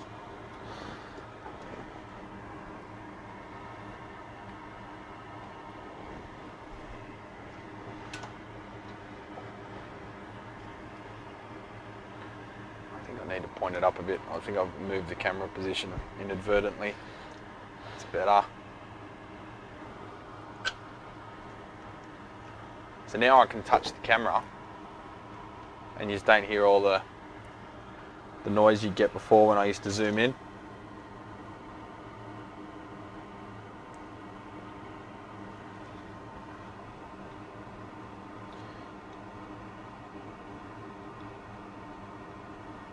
So now I'll just do the opposite pins. These take quite a bit of solder because if you look at the other side, it runs down the pin. It'll just keep taking it, so don't keep loading them up or they'll end up solder all over the place. What I've found is sometimes it's better to drop the temp a bit when you're doing these.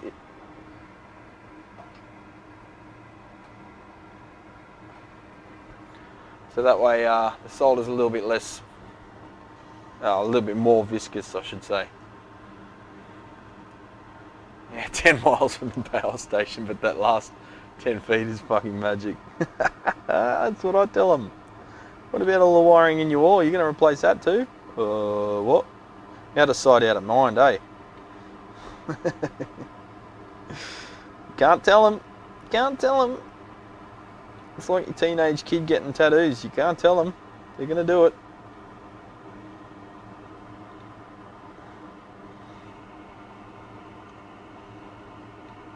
Maybe you won't like Marilyn Manson when you're older. Don't get tattoos of that.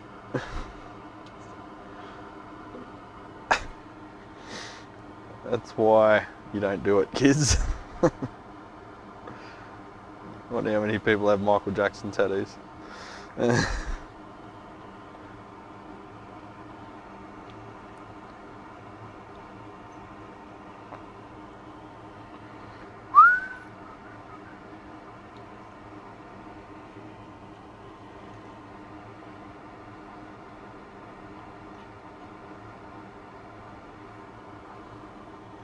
Alright, so now I'm just pressing them down as I solder the opposite two pins to make sure they're all the way home.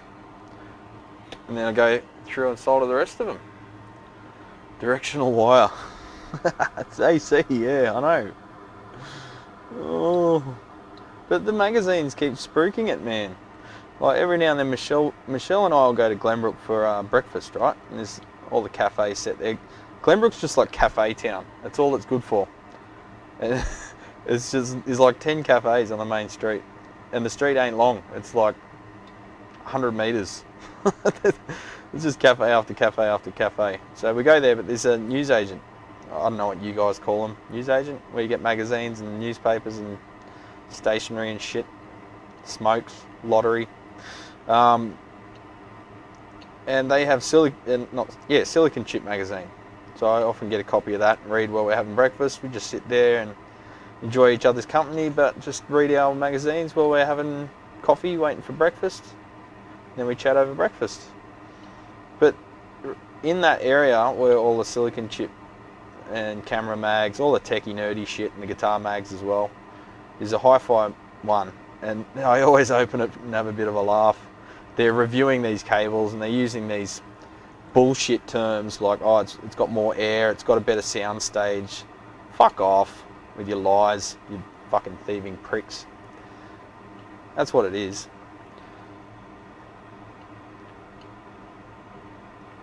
I've been asked a few times for stuff like that and I'm like, nah, don't even entertain it. It's not a thing, mate. Sorry, you've been lied to. And they look at you funny, they're like, oh, it's that matter of fact, is it? And you're like, yep, you've been lied to.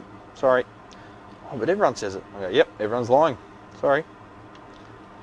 And then they think that you're the one that doesn't know what they're talking about because the stuff's been reiterated so many times. Same with guitar amp reviews though. All the rave reviews about tone masters and shit. It's like, you're getting it for free. Your opinion means less than nothing.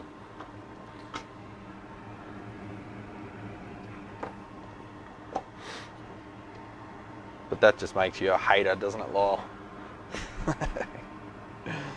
You're just a hater. Yeah, your money. Do what you want with it, mate. I don't care. Alright, all the sockets are housed. Actually, let's wash the flux off now, because there's quite a bit on there from those sockets. Not so much on the other side, just on the bottom where the solder got applied. I was never stupid enough to get tattoos. I saw how shitty they looked on people when they were 70. I don't know. See, tattoos, I think, make 70-year-olds look like badasses. It's the thing that stops you looking like a boring old person. So I'll probably hit 50 and then get covered in tats. So they're not all faded and fucked. So I'll be 70 and they'll still look cool. I'll probably not get any tats until I hit like 50 or 60, and then I'll just go crazy. Hopefully I'll have enough money to afford them by then. And by then, you sort of don't care about anyone's opinion, do you? So you just get whatever you want tattooed on you. You don't care about employment and all that stuff. You are who you are.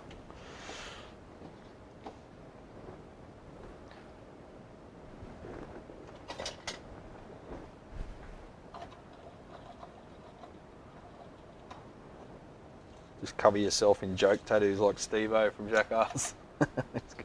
Tattoo of his own face on his own back. He's a special boy. I had a guy turn down me fixing his Boss chorus pedal because I told him that the NJM4558s are identical to the JLC 4558s in the op amp. And the op amp that needed replaced was the LF01. You didn't want that customer anyway, Scott. Yeah, bloody oath. Because they'll hear shit that doesn't exist, and they'll just want shit for free because they're neurotic, man. The job you never finish until they smear you. Yeah, exactly. Like replacing caps in some pedals because they are bad.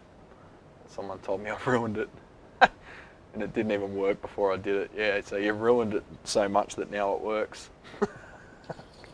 On you, Scotty, you're fighting a good fight, mate. Just don't worry about them. We don't worry about those dickheads around here.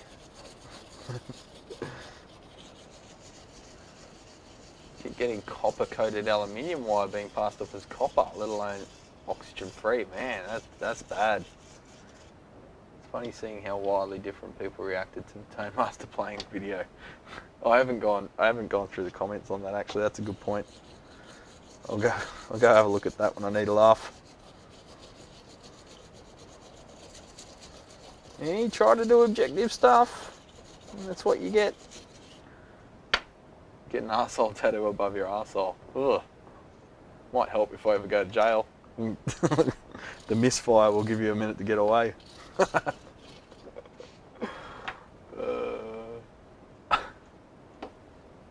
Guy wanted me to use specific wire in his strap because that's what Eric Johnson uses. Like, dude, that's not why you don't play login. I got a guy, oh no, I've got heaps of guys say this, and I hope I don't out myself too much here, but you get the old, can you put the screws back in the holes they came out of in the pick guard? I'm like, yeah, no worries. I take them out and I put them all in a pile, and I go, oh, whoops. I do mean to, just because the wear patterns and the rust. But, you know, you line them all up. You see which ones are most rusty. And you just put them where your hand goes, and it looks the same. It's exactly the same as the natural wear pattern.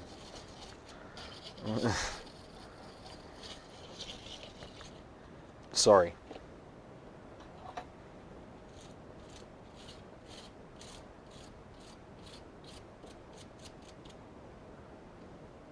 There's no money in selling metronomes. Yes, but I do sell them, Lyle. I persist anyway. Alright, now here's the real test of the mic. You can still hear me, I'm walking all around here. I'm not used to that. Alright, I'm in the storeroom. Oh, turn the compressor on, you'll hear the compressor go behind the wall of amps. There it is, got it. There's the compressor. Pretty quiet, really. I mean, I've got my head right next to it and you can still hear me. That's a good little choocher. 4-cylinder.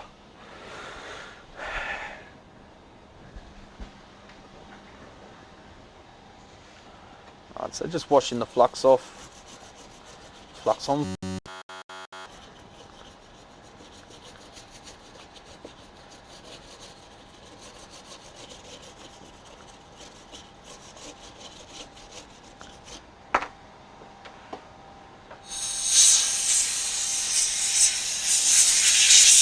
How's that sound with the air compressor?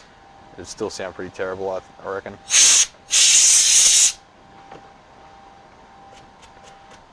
Tuning pegs and screw heads must all point the same direction.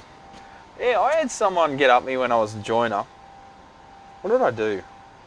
I put a plate on something. It was like a switch. It was like a escutcheon or something, or it might have been just a light switch on the wall. And it was pretty old and shitty, and it had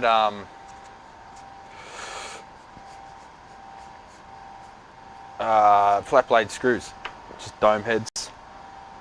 And I got my ass chewed out because all the screw heads weren't pointing in the same way. It's like, what, do you want me to strip the hole or crack the casing just so it looks good? Or do you want the screw to be a 1/8 of an inch above the fucking surface of the plate? What would you prefer? I think you can not worry about the screw head alignments, champ, and worry about the function of the thing. I just use my Boss BR80 little pocket studio as a metronome. It's got a drum machine too, but often it's got just metronome, click tracky type sounds. And often I just use them because they cut through. Those things are old school, but really good. They're great to just jot down song ideas, man, and multi-track them. If you've got a multiple part idea, you can track all the parts and overdub them and stuff. It fits in your bloody pocket.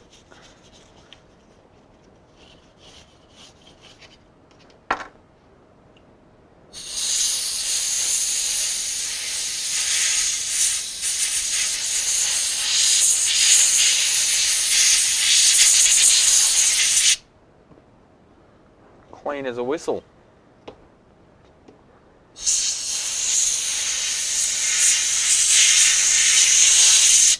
Never really got that clean as a whistle. They're not clean by default.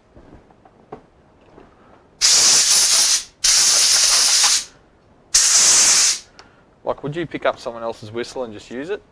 I wonder where that saying came from. Maybe it was a steam whistle because they get hit by steam every 5 minutes, so they're always clean. I don't know. Eric Johnson thinks he can tell which way fuses his watch.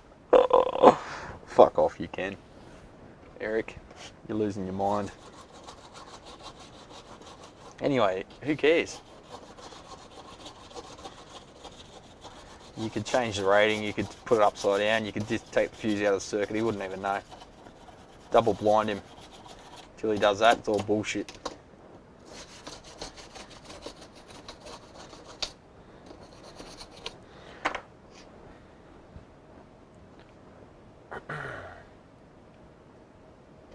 Oh, what are we talking about? Someone said Glenn Livett. Oh, you got my attention. Okay. What alcohol do you use that doesn't leave a white film on the board? No alcohol will not do that because that's remaining flux. You just got to rinse it a bunch of times. And it gets less and less.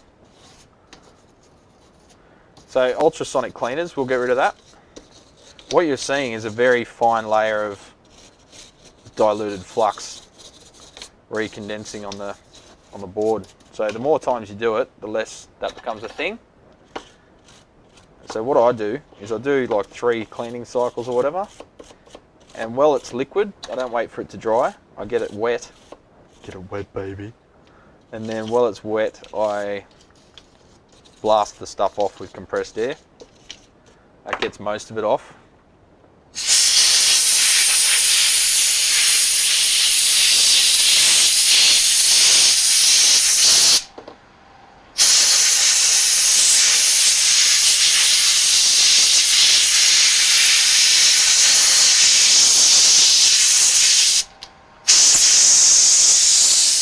But there'll always be a little bit there because you're just reducing the amount each time. You can see there it's pretty good. There's a bit of haziness around this area too. You can see that little bit of haze there. That's just some very diluted flux still left there. That's fine, it's not going to hurt anything. But if it bothers you, give give your brush another rinse, just to get the flux out of it. Hit that with compressed air too.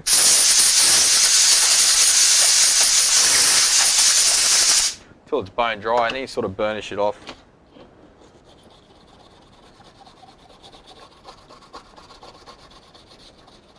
While it's dry. And that gets rid of the last of it, makes it sort of shiny and green. See that? But yeah, it's nothing to stress about. Glenlivet will leave a film because it has impurities. If you're drinking pure ethanol, well, first you've got to reassess your life decisions, but secondly, you could use that, and it's the same as isopropyl.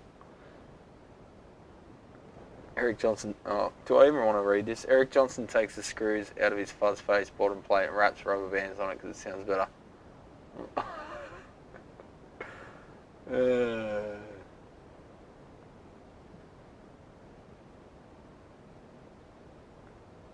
Oh, so if you have Glenlivet, you don't care about the film anymore. Yeah, true. Been sober for 20 years now. Oh, horrible, horrible reality.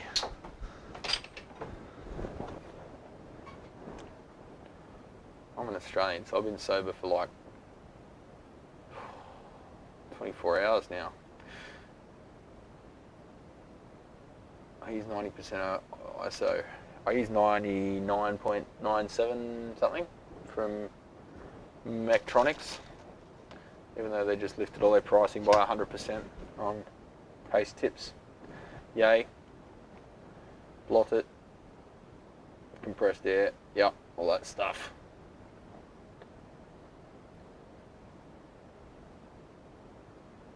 Yeah, picks up radio stations better, yeah. It sounds better because it's someone else's song.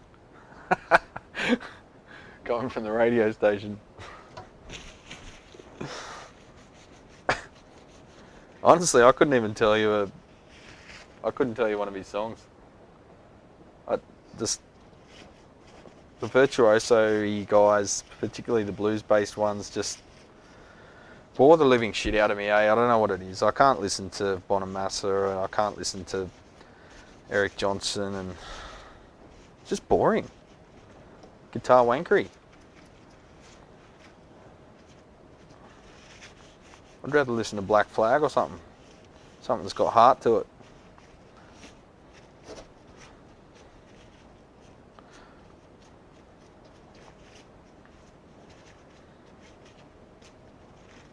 I do like Gary Clark Jr. Alright, board's prepared. There we go, ready to rock. If I wasn't talking shit, it would have been a lot quicker. Just got to put our little standoffs back on. Bonamassa sucks. Probably going to get demonetized for that. He's almost a religion, isn't he? If you're into guitars, you've got to like Bonamassa. Again, I couldn't tell you any of the songs he's written.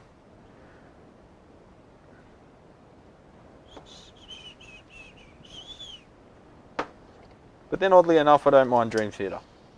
But I do tend towards the heavier side of music. I know they're like a pantomime sometimes, but don't know.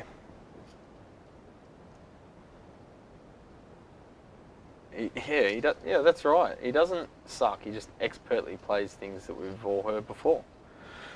The first time you've heard them is impressive, not the 5,000th. John Mayer. Yeah, I don't know any of his songs. And what's the deal with that ranger? What's his name?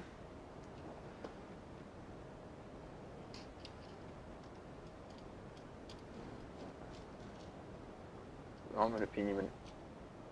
Scotty says I'm an opinionated guitarist in the 80s. Yeah. He knows all the notes and he wants you to know that he knows all the notes. I'm liking this. I'm liking this stream better than the old one. We're all snarky in this one. It's fun. We'll get hate in the comments. We always get hate in the comments when we have a good time on the stream, don't we? Unmolested 68 Pro reverb on the bench for tomorrow. Nice.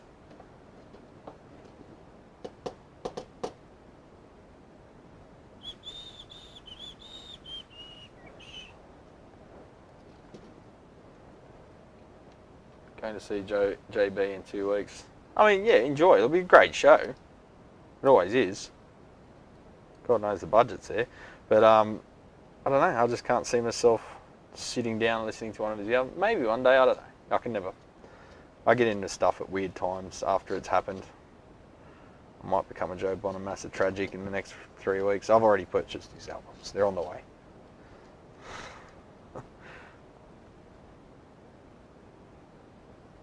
Yeah, the song molested. The song sticking in your mind to me as well is the sign of a really good song or a really shit one. I mean, you know, we're not really fans of Baby Shark, but see, I did like Eric Clapton, but I also grew up on it, so that's where it gets messy because it's nostalgia's mixed in with it, not just oh, I just snapped the stand off. You fuck.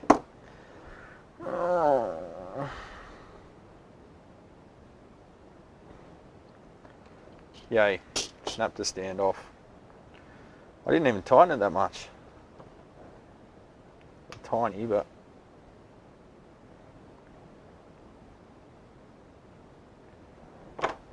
yeah, SRV was something different, something else, something special.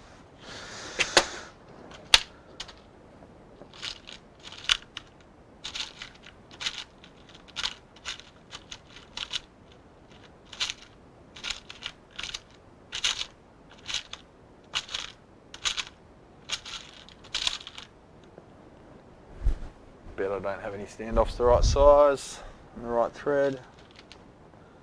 Why would I?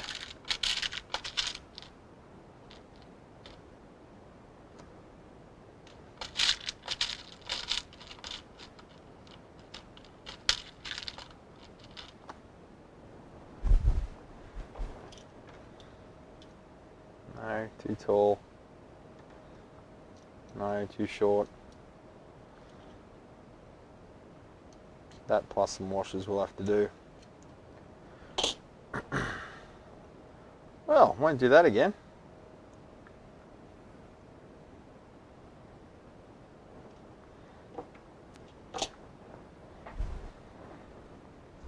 I don't know. I think when it comes to the blues, the pinnacle was reached with John Belushi.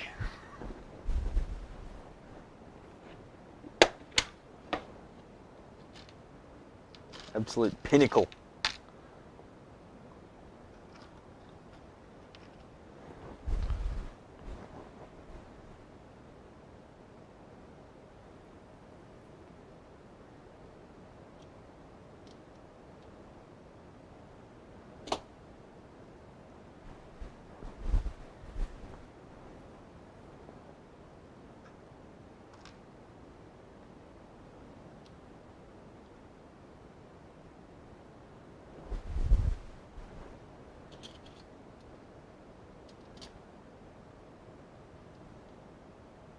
Yep, that'll do us.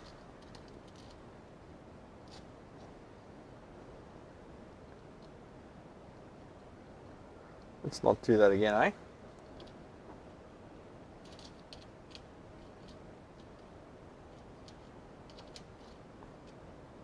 Hand tight only.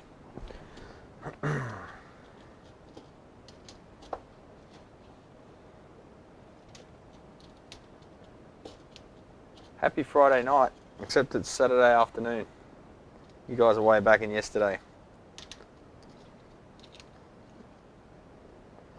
Going to a housewarming party tonight.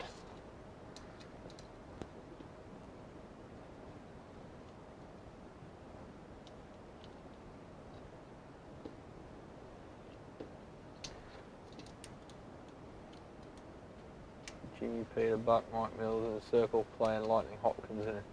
Whoa, you saw those people in person? Whoa, that is insane.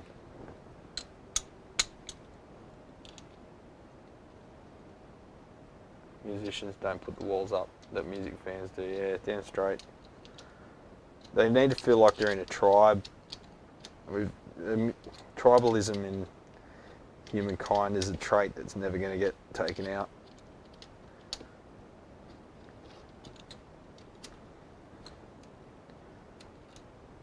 You see that in the metal community too. There's people that are like, oh, it's not metal.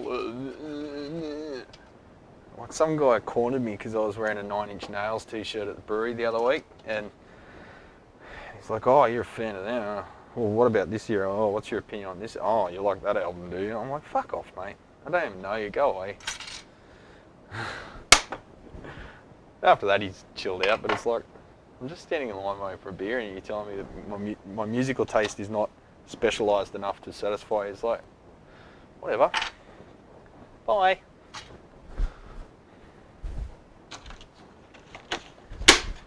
9 Inch Nails isn't even metal. When you get into all the subgenres of metal and the snobbery involved in that, it's even worse than the blues guys. Why can't we all just get along? Alrighty, board prepared. Despite the trip up, let's get some TAD chooches ready.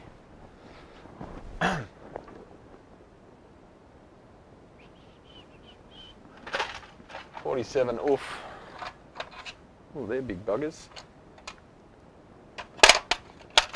Let's put the Vatco ones in. I've been testing them and everything, and they're great.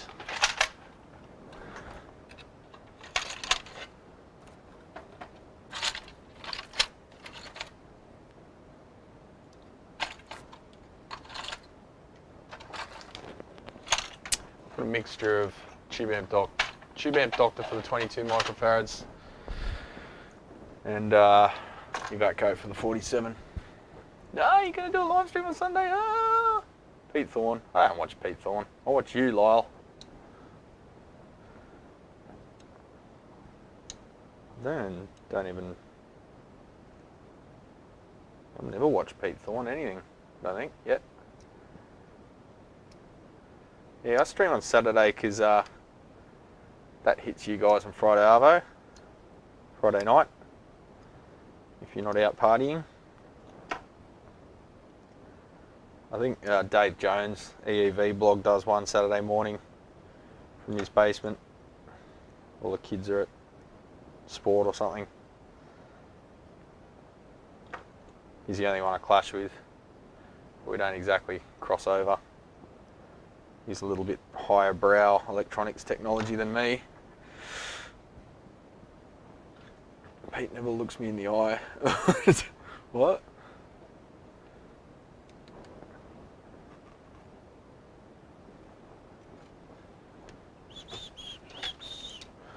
Alrighty, let's snippety-doo-dah. We'll change these before they change us.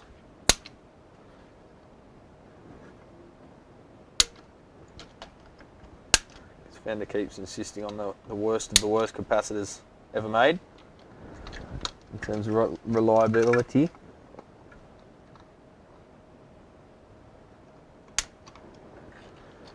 Take out the plate loads.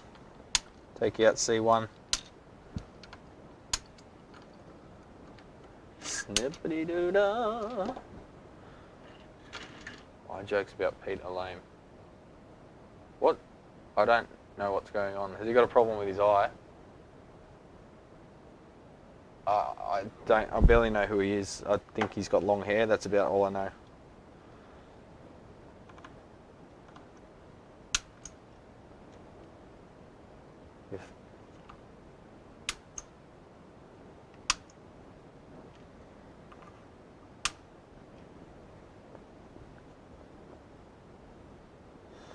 Alright, because we've got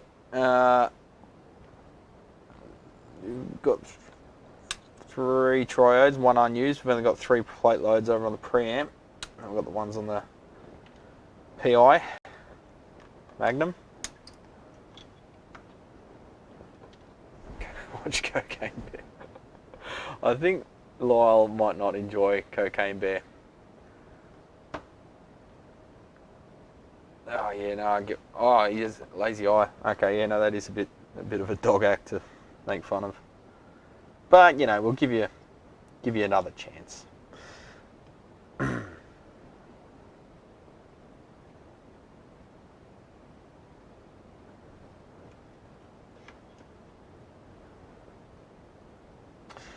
R28NR30 phase inverter, plate loads. I think I will.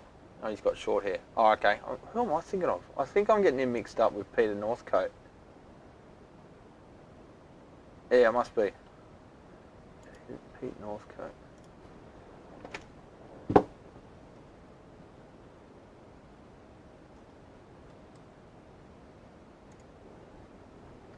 Yeah, that's what I'm thinking of. I'm getting him mixed up with another Peter. That's the Sydney guitarist. Yeah, I'm an idiot.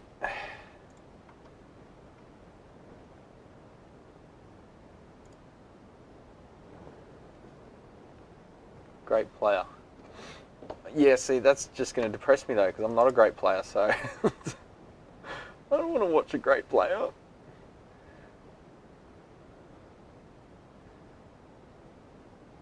Alright, so I'm going to jump out R29.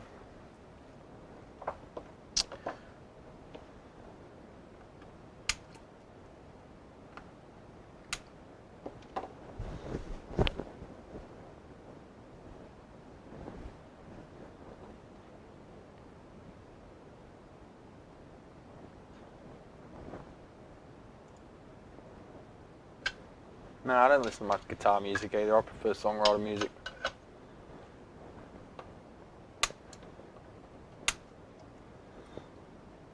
Pete Thorne, right. Where did I get Northcote from?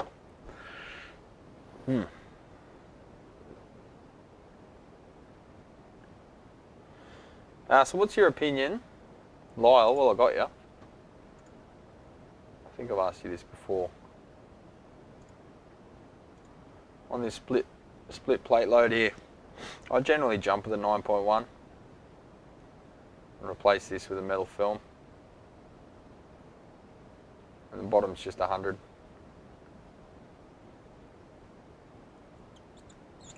That's the phase inverter.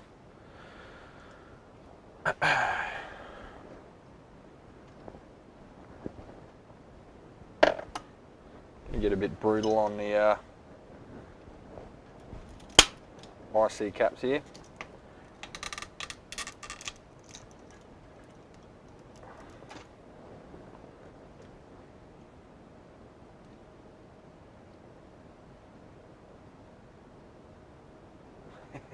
Yeah. Crush those caps.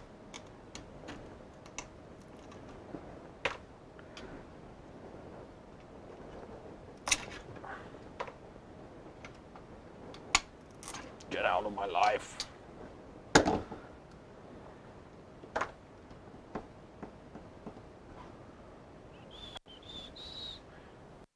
I'd prefer to be a mediocre player but a really good songwriter.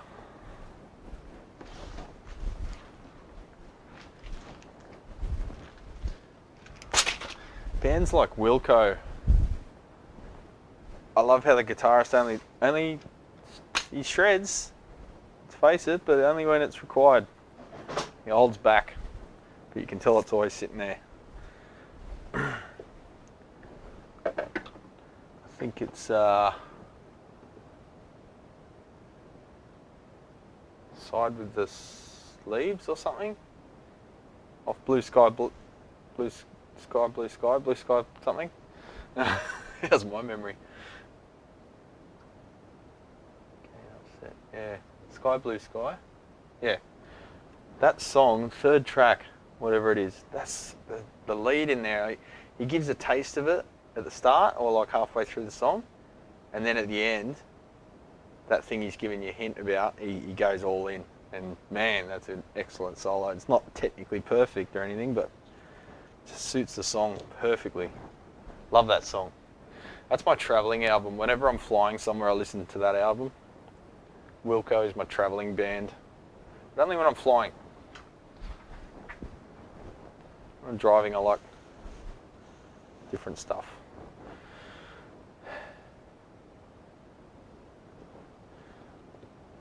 Chisel.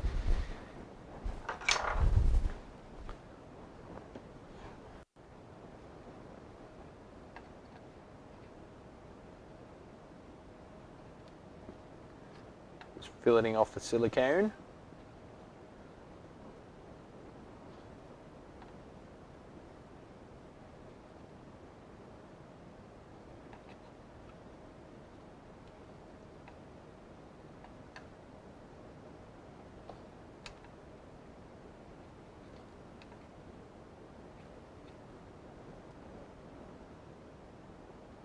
Yeah, Crowded House. I was having not an argument, but in the last week, I think it was on the stream, we were talking about Crowded House. And Six doesn't like Crowded House because at one music shop he worked at, the owner was a Crowded House tragic, and it's all he played. Oh, I feel sorry for people who have had a band ruined for them by someone. Or like an ex that Michelle's ex turned out to be a horrible person, and he was obsessed with Tool. And you know Tool fans, we all know a Tool fan that's, you know, if you don't listen to them as obsessive as you, they're wrong with you, and they try and force feed it to you. So yeah, she hates Tool because of him. That sucks because I'm not obsessed with Tool, but I enjoy listening to it. And now she's just like, ugh, every time it comes on because she thinks of that cockhead. Alright, let's remove some of these leads. Jeez, it's almost 5 o'clock. It's almost whiskey time. I think I'm going to have one or two tonight and call it because I've got so much work. It's 7 days a week at the moment. Oh, BOFA.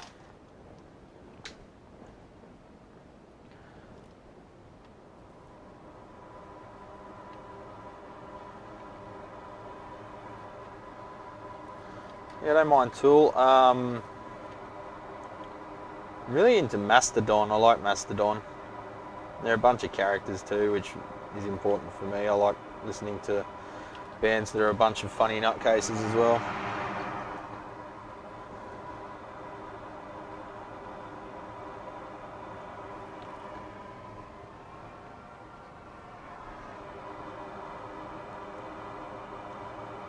But Baroness and Mastodon, I sort of got into both of them around the same time, so I sort of just associate them with each other. Nothing to do with the band themselves, but when you get into multiple bands at one time, you seem to sort of, they remind you of each other.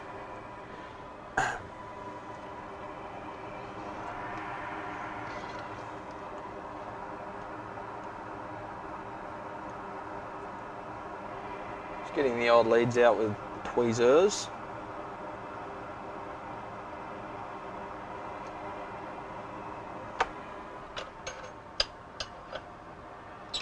Oh yeah, jazz plays are mental.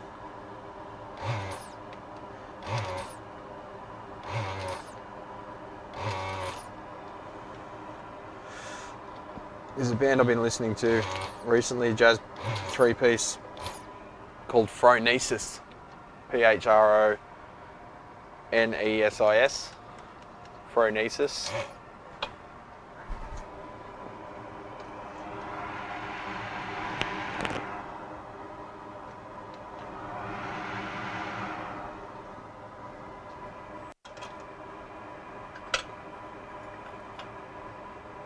That's cute. You two are cute.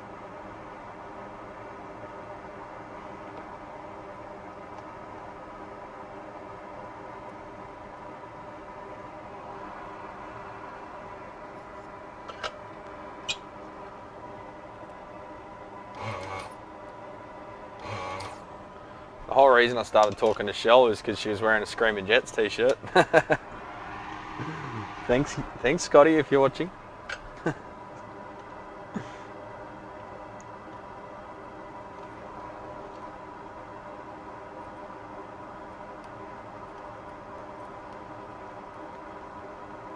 So we got tickets to see Henry Rollins in June, playing at the State Theatre. Love Henry.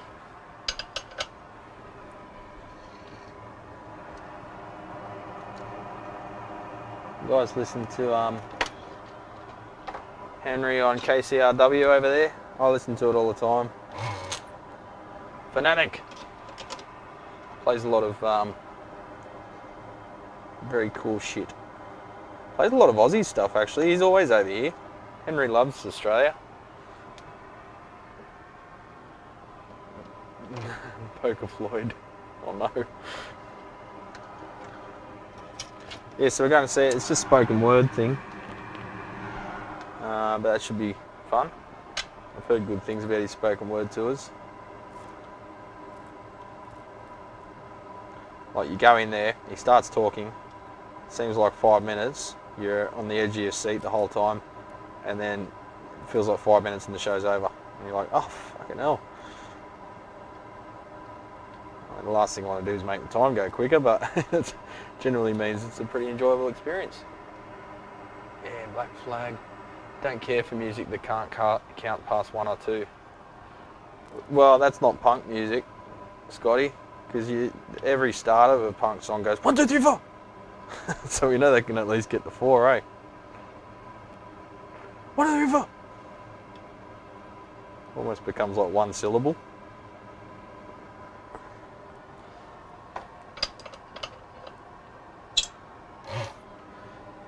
So yeah, Henry doesn't play music anymore. He said that. He just said, I've done it. It's done. I'm on to other things now, it's just different interests. You got to respect that. Everyone wants to see Roland's band back together, but the bloke's like 67 or something. So you know, he's done his duty.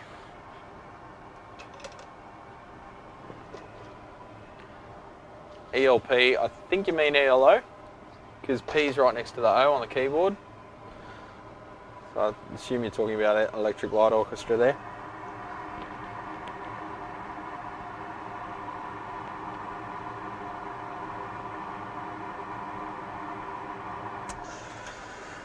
Where are those resistors? That's those ones.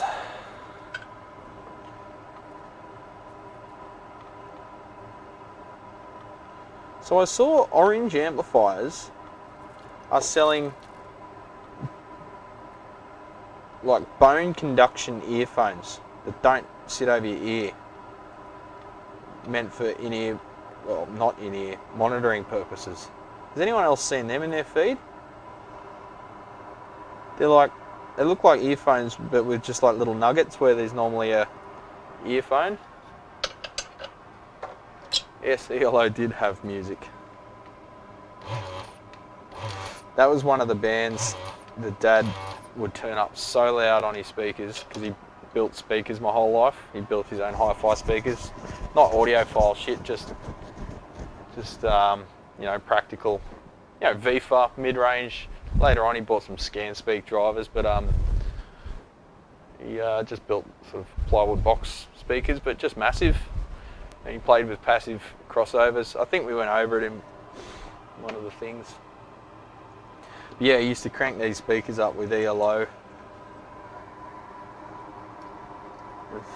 The whole street could hear every note. He still does crank them up. What am I talking about used to?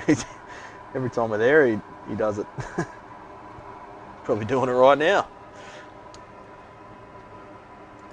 Alright, what's the bias resistor we're after? We want to change the 33k. I think I landed at 18k there last, somewhere between 18 and 24. So let's change it out with the 20. Let's just put another 22 in there and see where that lands us. Actually, you know what? No. Let's do what I meant to do a long time ago. Now I won't have the parts. I've got these little boards.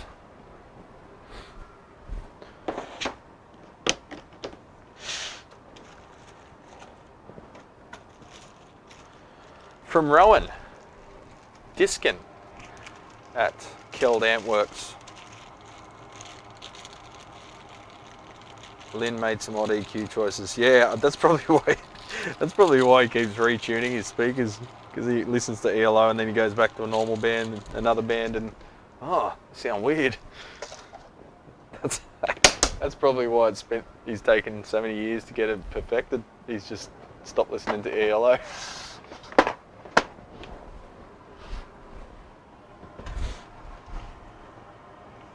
Yeah, there was lots of sort of almost notchy stuff happening there, wasn't there? Oh, shut up, BOFA.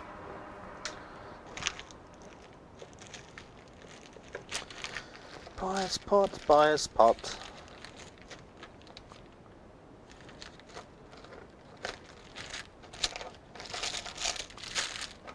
Now I won't have the correct trimmer pot. I don't think I do.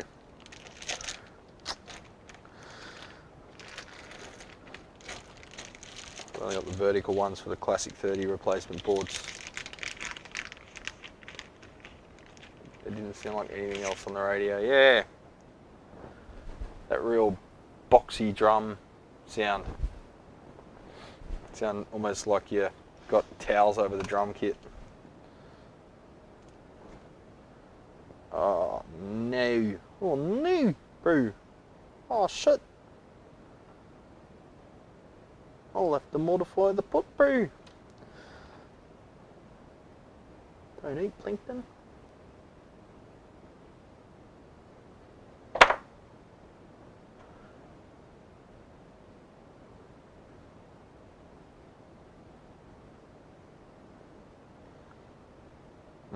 That's not going to work.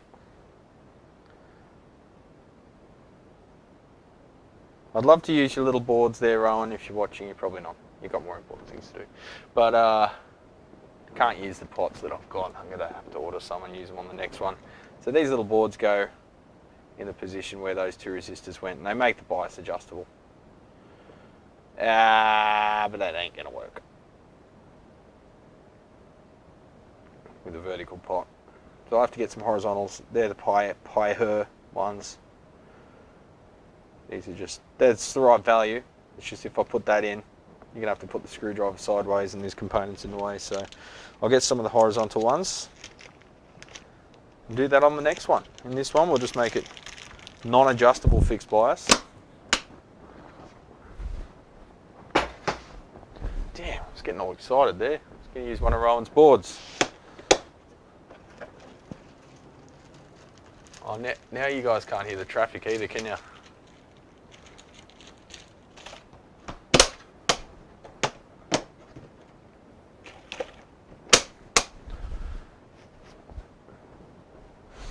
Alright, now I've got lollipops in my head. One of you guys subliminally putting songs in my head.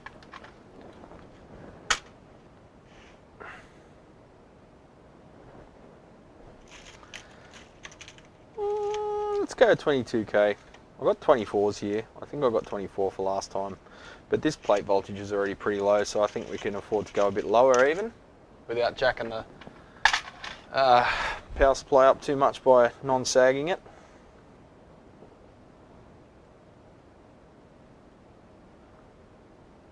It's not that all that important, but it just saves you from pulling the board out. But yeah, I think anything's... This was only at 90, Lyle. I mean, I regularly... Oh, old leads are still in there. I regularly used to see these come in at 120, 130. This one was only at 90, so I think we can put a 22 in there. I reckon that's going to land us pretty close to it. It's currently got a 33.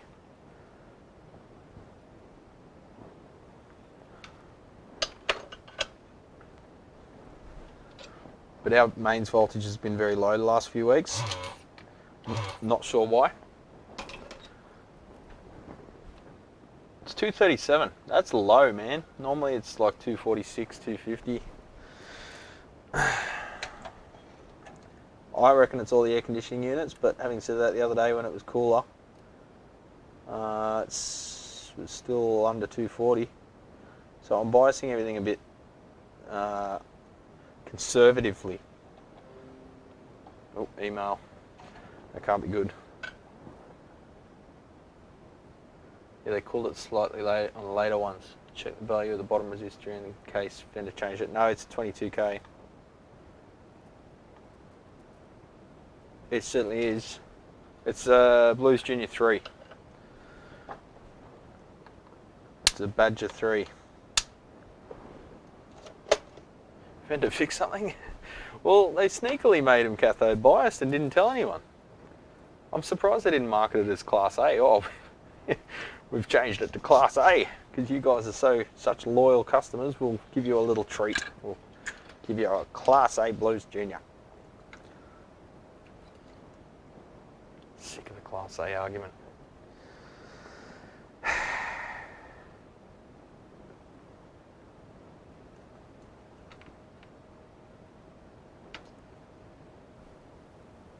33, 33.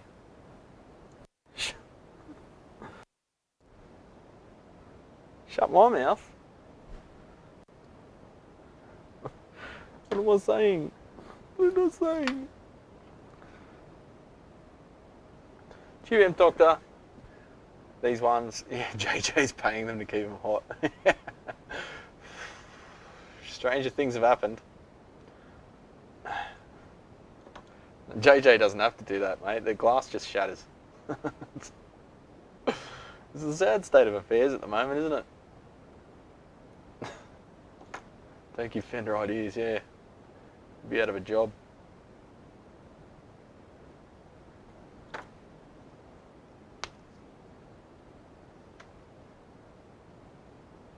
Fender certainly does have their own ideas of what a good amp is. But hey, whatever. Never going to change their mind, mate. Companies get to a certain size and they stop giving a fuck what the customers want. They tell the customers what they want, like Apple. You don't want a headphone jack? Don't be stupid. And it becomes like an abusive relationship. They're telling them what they think. Yeah. You don't want a headphone jack. What do you want that for, you dickhead? Alright, let's grab a bit of silicone. I'll just clean off that residue.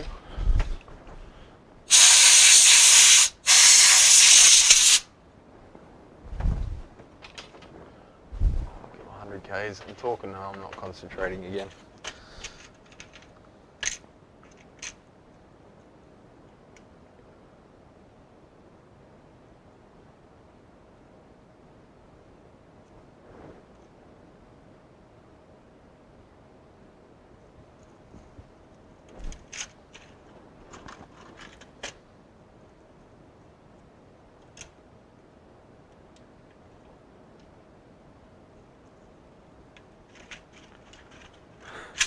Fender's adding every amp to the do not repair list. Yeah, well then they get to sell more of them because people just blindly buy another one. That I don't understand.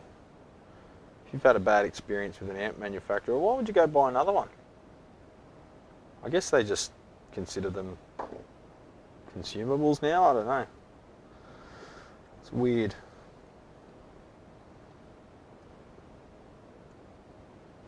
You don't want the context menu. You don't want access to the settings. What? Have Microsoft, they haven't taken out the control panel and that, have they? On Windows 11? What have they done, mate? Tell me. My computer tried to upgrade to Windows 11 the other day. I'm like, whoa, no, you're not. I was almost going to pull a cord out of the wall. No. You are not upgrading without my permission, champ.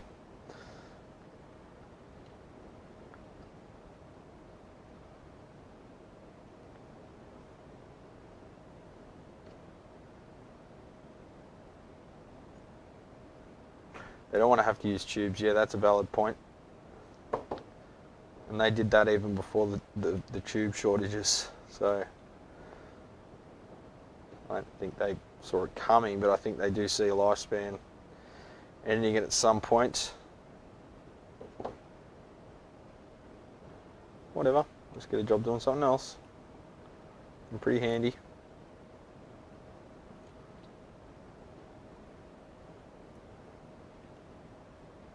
$11 is just a facelift. Oh, okay. You don't want it, trust me. Yeah, I figured as much. People are conditioned to believe everything is shit. That's the thing though, they still think stuff's awesome. I don't, yeah.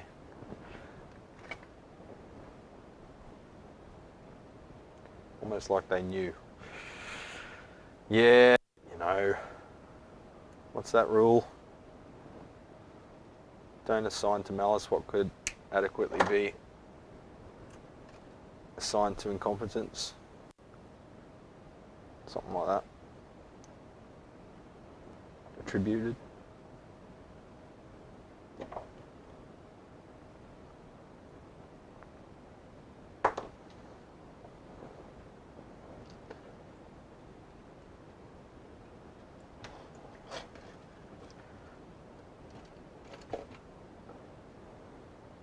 think all the tubes killed by Blues Juniors. We can't get EL84s anymore. Yeah, that's a good point, man. Think of all those valves that could be on the market still that aren't now, or just happily living in their amp.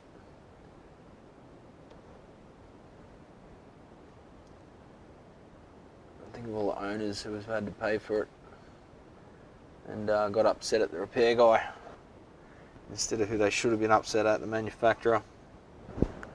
Look at the back of my head.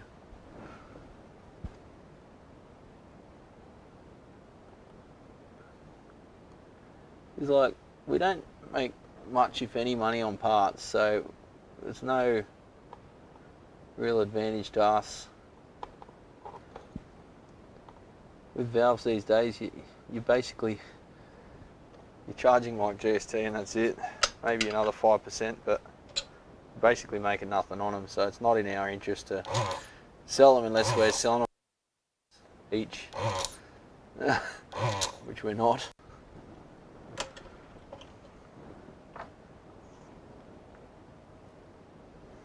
There's no hazmat. It's illegal to throw them in the trash. We've got a place called Office Works, which is like, I don't know what you guys' equivalent would be. I guess everything's just Walmart over there, isn't it? It's like an office supply chain and it's massive. And they have e-waste bins. You can just dump whatever in there. And I think they've got a separate one for batteries, which is like fire resistant one in case of an old lithium ion decides to go nuclear. Yeah, I said nuclear, not nuclear. Oh, see you, Lyle. Take it easy, Trappian. It must be pretty late over there, yeah. Alright, so bypassed R29, jumped it out, R16 is next. That's another 100 ohmer. Hang on. Yeah, another one. 100K, sorry.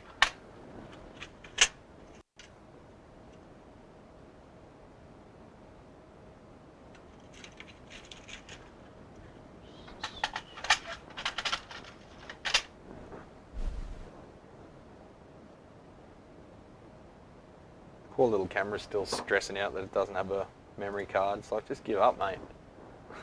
You're not getting a memory card.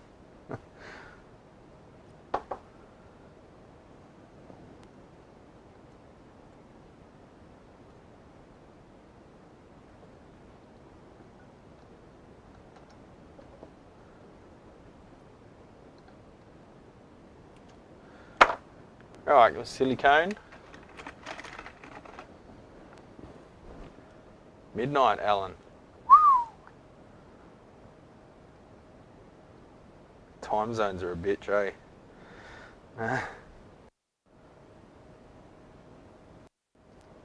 Why can't it be the same time everywhere? It would if the Earth was flat.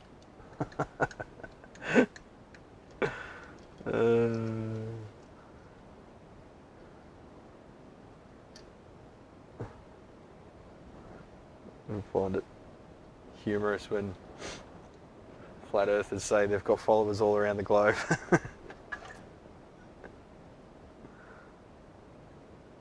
Yes, you do.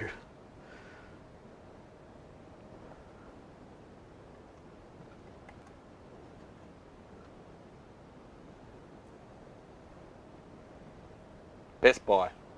Oh. Best Buy. What's the other one?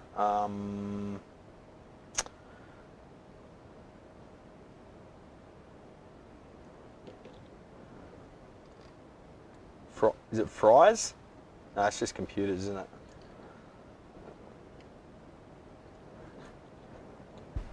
I heard about Fry's on Chuck Peddle's interview.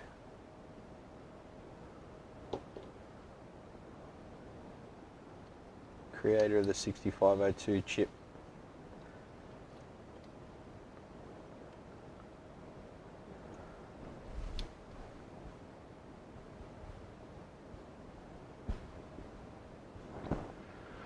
Let's get 1.5K instead of 1K.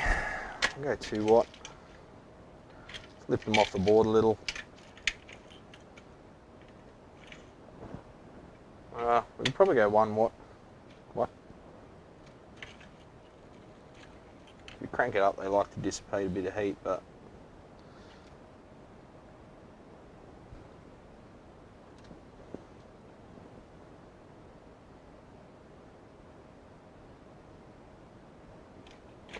since what was in there was half watt, we'll go 1 watt.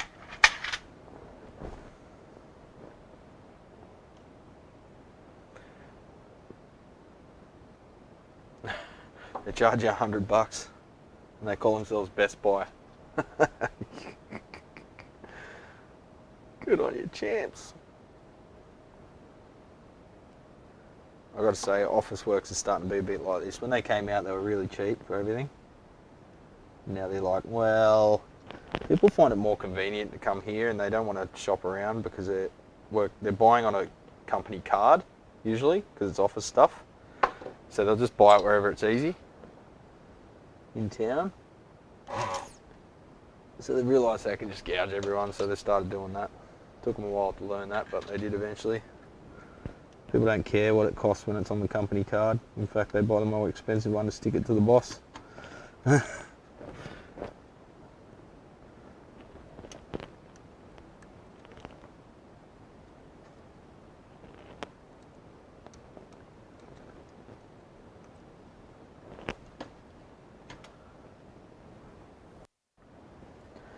Alright, one more component and then we can put it back together.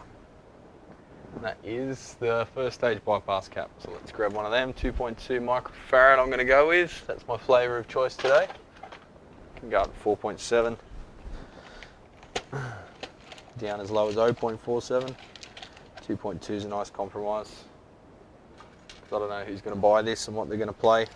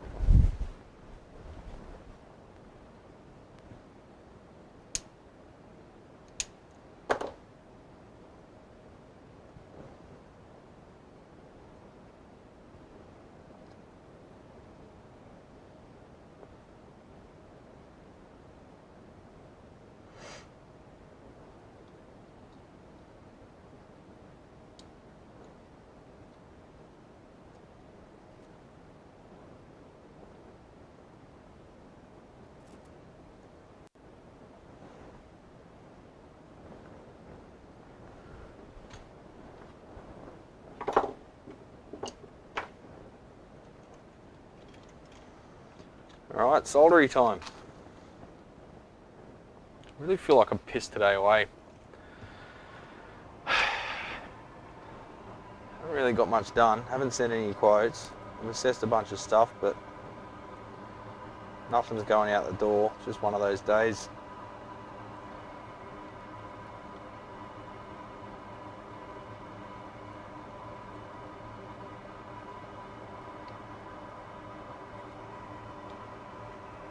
Chips and salsa.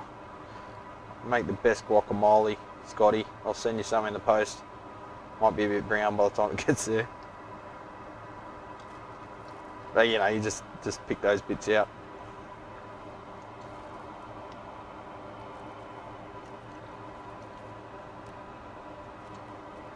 Alright, so this is going up for sale. Anyone local that wants it, anyone that's after one of the world's best, most reliable blues juniors, let them know. I've got it listed for $6.99 or something. Remember, that's Australian dollars, which is about $3 American. So if you're in America, you could probably trade a 6-pack for this one with the exchange rate. The sound is meh on the Tone Master. I agree, I've played them. Nothing like a real one. There's too many compromises, mate. You can't change a deluxe reverb to 1 watt or a Princeton reverb. Your ear has a volume EQ curve as well, so when you make compromises like that, it doesn't sound like the amp anymore. It's as simple as that.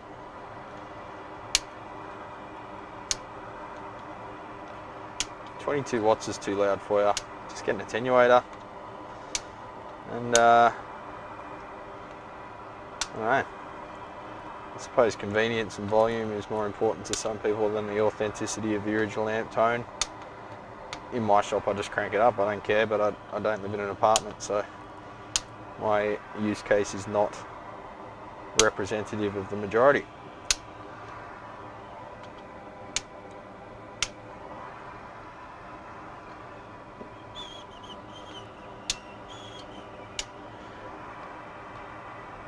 I had some guy telling me that a Blues Junior was too heavy for him to carry around.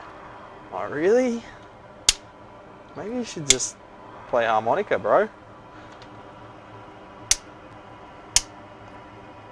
Be a vocalist. They don't carry any gear.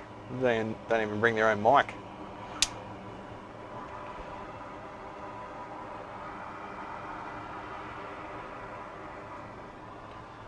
Carrying a twin reverb, I just lifted one up on the bench before. And a super reverb. Got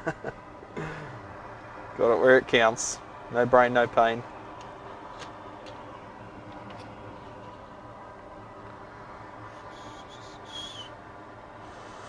Alright, that goes like that. That goes under like that. That goes like that. So this goes like that.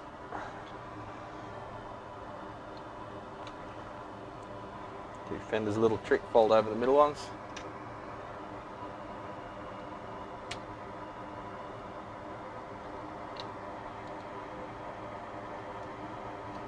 Poke the tongue out.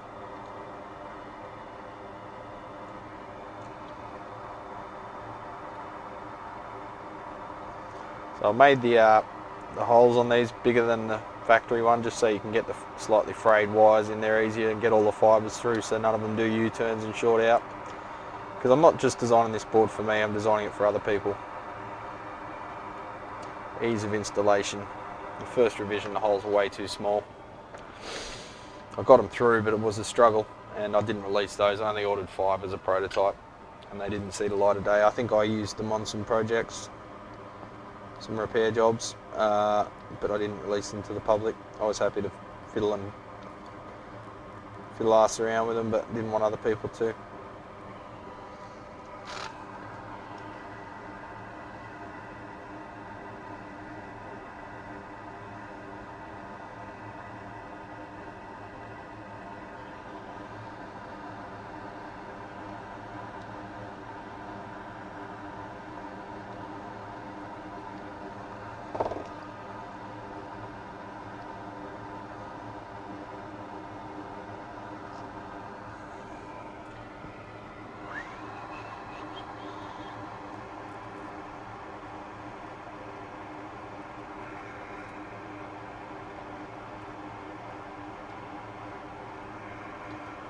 It is 5:15 PM. It is almost time to go home. And I've left the shop in a massive mess because I got excited by making videos and show and tell, and there's crap everywhere. So that sounds like a Monday problem to me.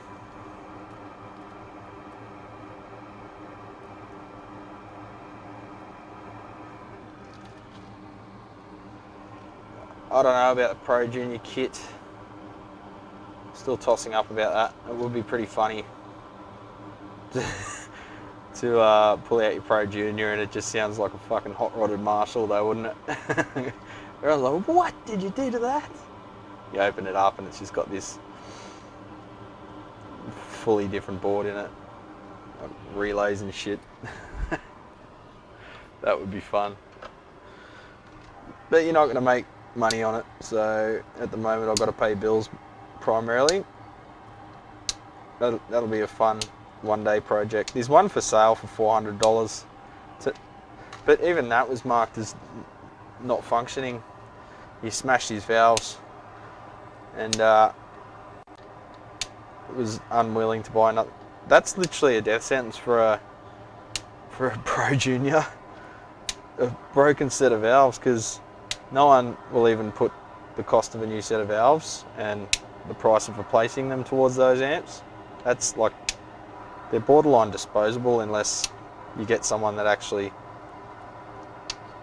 likes keeping things out of the landfill, which isn't many people.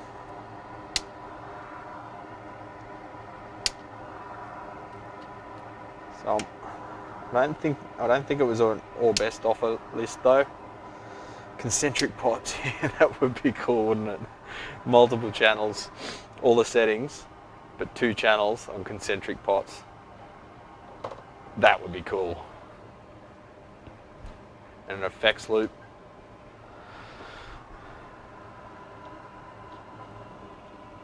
Inbuilt switchable attenuator.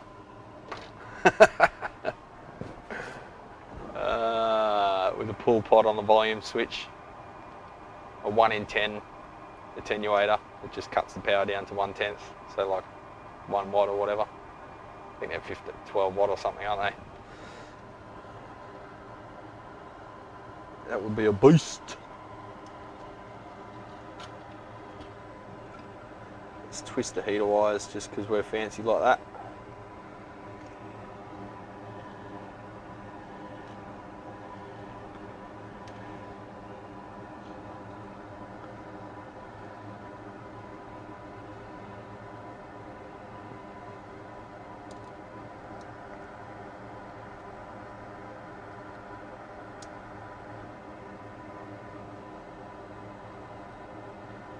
Imagine, where the hell would you get dual concentric pots in all those values though?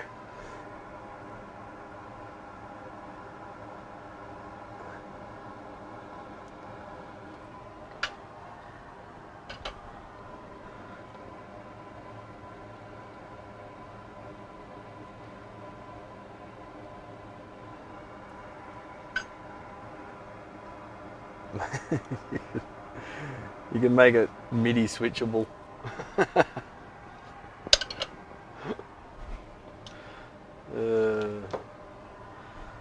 Alrighty then, let's just check it over. I'll have to clean up some flux again, which isn't fun.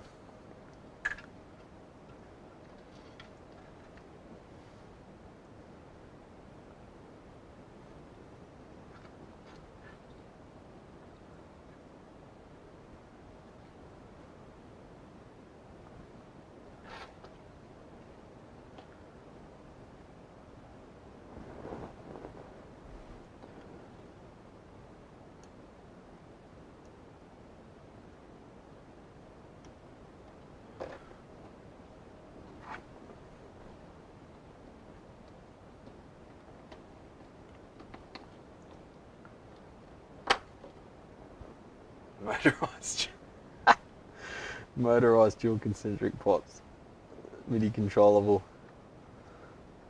Yeah, I think we're going a bit far there. We want to make it reliable still. But yeah, as soon as you've got dual concentric pots, you're never going to get replacements of them. So if they ever fail, again, in the bin she goes. So keeping it simple is probably the name of the game, but just hot rodded.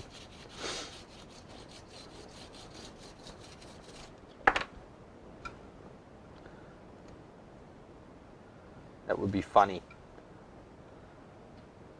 Class D module. 500 watt. Straight across the mains. Add Bluetooth, yeah. Then we're just doing what all the bloody amp manufacturers are doing, aren't we? We're just as bad as them. So yeah, I think we've got to go back to the drawing board there and just make it really simple, but sound like a beast and be bulletproof. That would be cool. And then the price of Pro Juniors would go up. Everyone want to put the boards in, just like Origin 20s, thanks to Jason Tong, if that is your real name. Now everyone wants an Origin 20 so they can modify them with his boards, with his mods.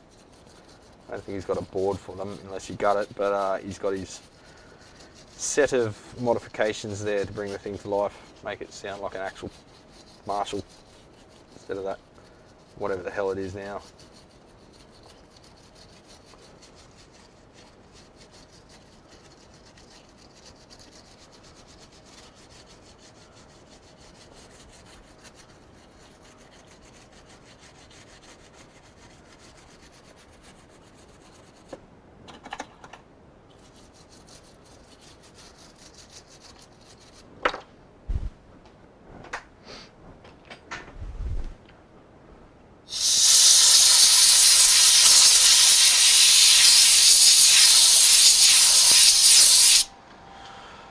Alright, beastly.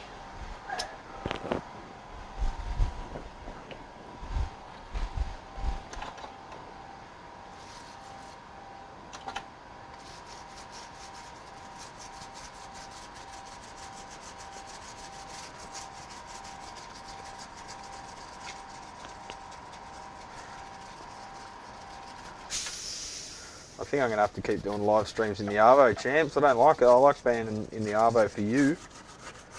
But I just can't do them while the doors are open. I have to keep muting you and it's just awkward.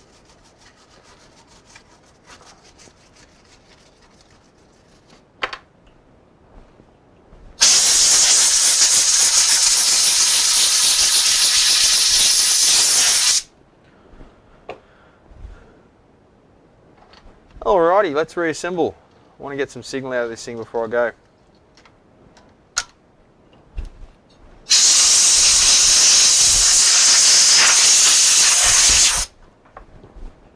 Oh, forgot the jack.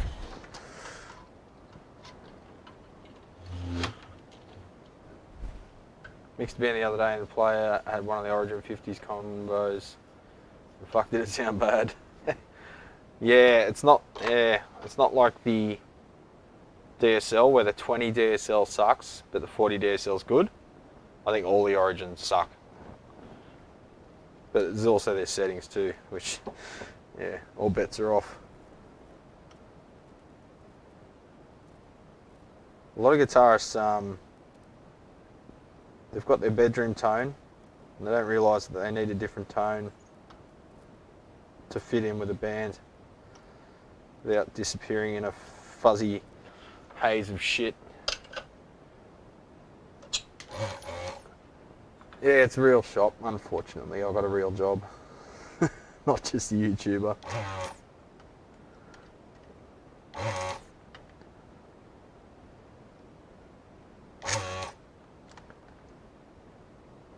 It would be fun being just a YouTuber and thinking up cool projects to make videos on, but I'd feel like a bit of a phony. Fuck. It's good, eh? Slip and burn myself. It's the lead-free solders. A little bit harder to melt. Fuzzy mid-scoop fart tone. Yeah, that's the one. That's the bedroom tone. You can't hear it under any band members. You can only hear it if you've got no mates and you play by yourself in your bedroom. This is cool. I can go over here and get parts and still talk shit to you. That's nice. Nice, nice. Right, we want a shunting jack. Switchcraft 11 we want. That's the 12A. Here's some ASMR for you. Bag of jacks. What'd you call me?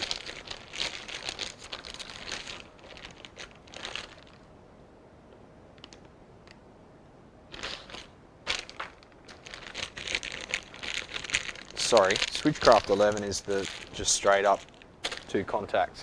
12A is the one I want.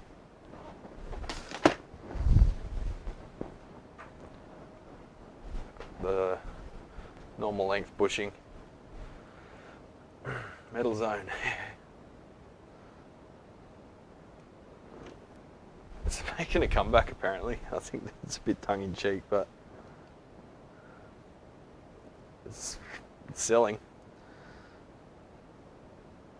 There's nothing wrong with being a bedroom superstar,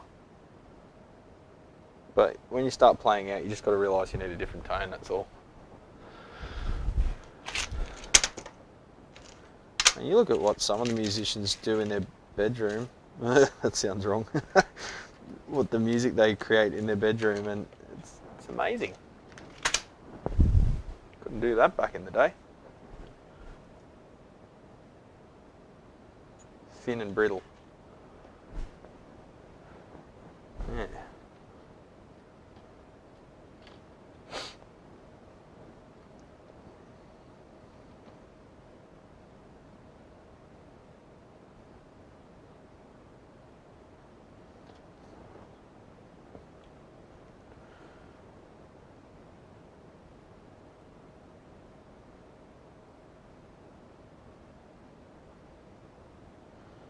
Sorry, I'm just doing some mental kung fu here. So that's the ground plane. That wants to short to that. That wants to take the signal with it, so that's connected to that. I can use some bus wire.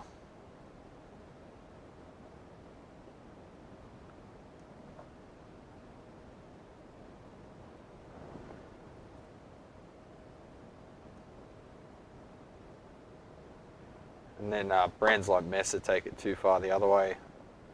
It's like all 700 hertz and that's it. What, you don't like 700 hertz? Well, too bad. Here's 24 decibels of it. Boosted.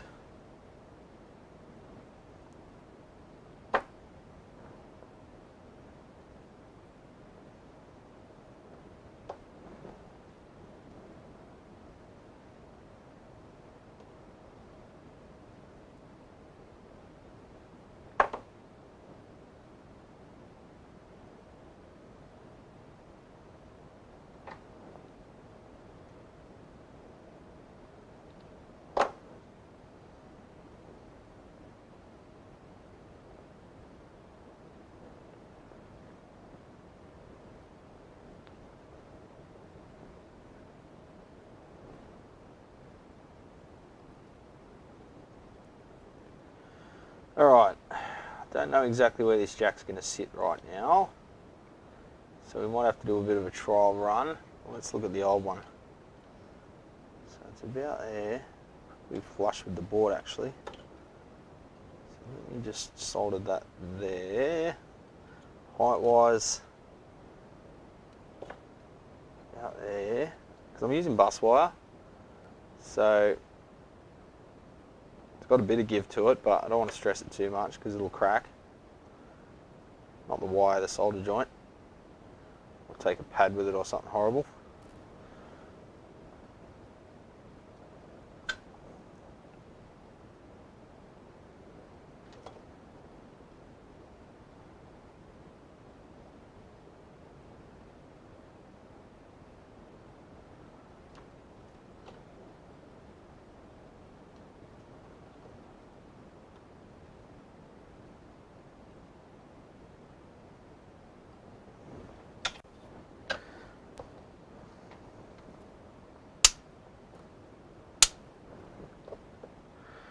Do I keep the new jack isolated from ground? No, because that's, well, you can just remove the ground wire and use the ground, use the jack itself as the ground connection. That way you've got no ground loop. So get rid of this wire here. And put a tooth washer on your jack. Now that's the chassis tie point. It's only 2 inches away. So I think that's about right. Maybe off to the right a bit, but it's got enough give to it, we can shape it. Height wise is good. Depth wise is, once the washer's on there, that'll be good. Alright, let's remember how we disassembled this thing. Favourite Blues Junior Tone Mod, reduction of the value of C1 cap, and new speaker.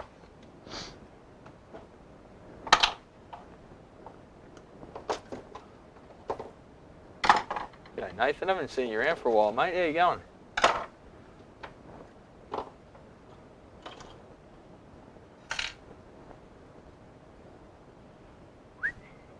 Marshall, 4K in your skull and teeth. Yep, that's how I like it. In your skull. God, I hope I don't get demonetised for that. That sounds a bit wild.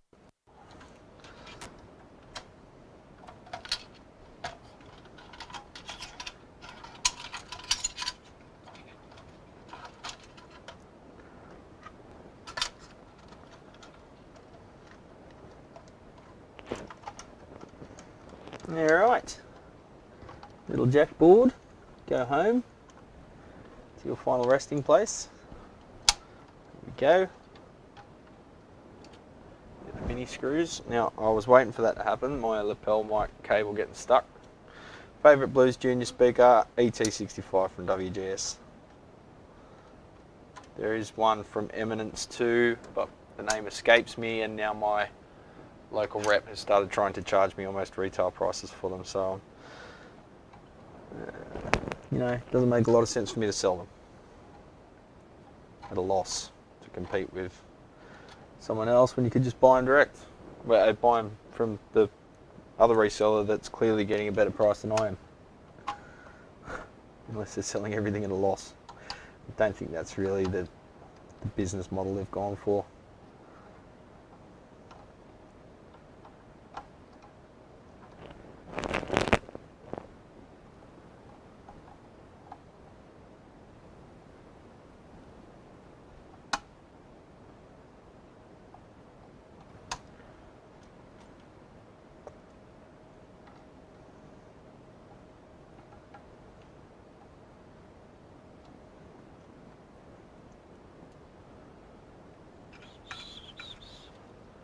Start a build of your own design. Legend. I'm doing that too. Slow, but slow and sure wins the race, does it? Something like that. I'll get his table scraps. So you get the line 6s now, and he gets the SIRS and stuff. It's alright, you learn a lot repairing a line 6, mate. I had one just the other day. I was going to do a video on it, but I thought, nah, I'll just do a photo album. So that's on my Facebook page. Sometimes you're just not in the mood to do a video and talk and stuff. You just want to get something out the door and move on to the next one.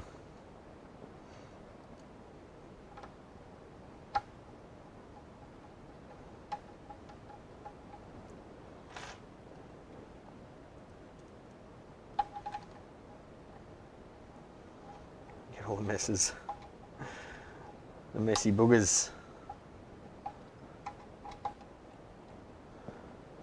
That's cool. I didn't know you're in Memphis. I don't know. Are you in Memphis?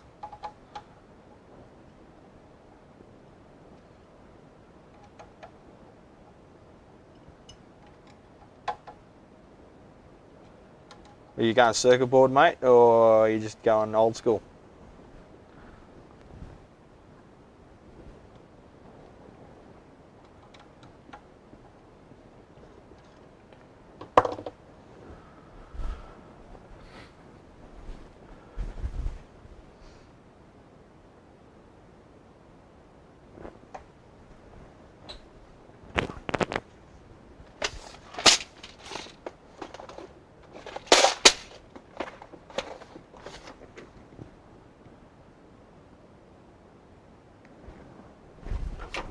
Spring washers.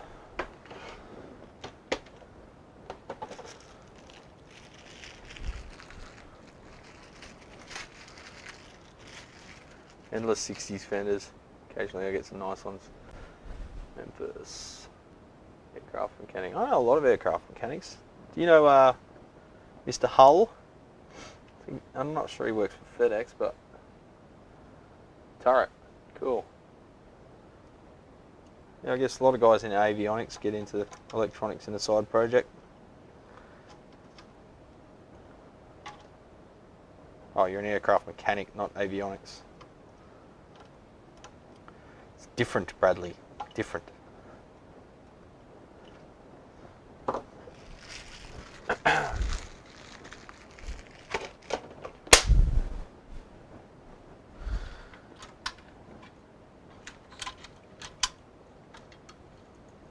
All tangled up.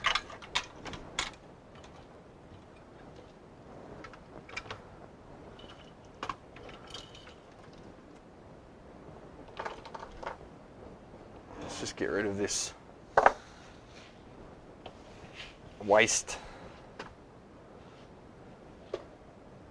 Ow! Spiky.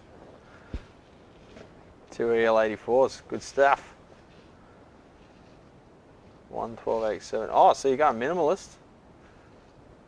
Works in a back shop. Oh, okay. So yeah, right. So do you see him at the job, or?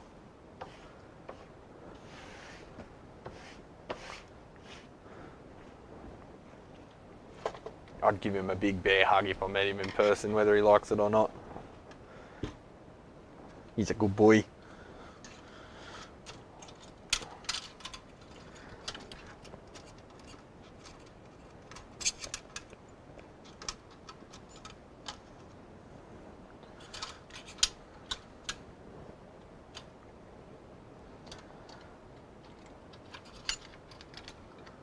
Alrighty then, let's get these wires sorted out.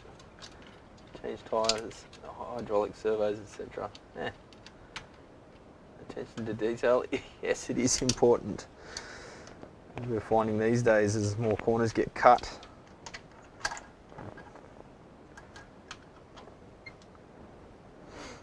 It's really not something you want to cut corners on. Guitar amp, yeah, we bitch about it, but sure. When it comes to people's safety, you do not cut corners.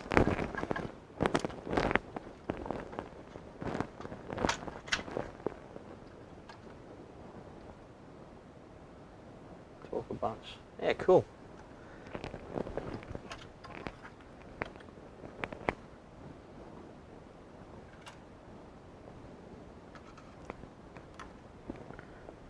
I think everyone watching here probably knows who Mr. Hull is.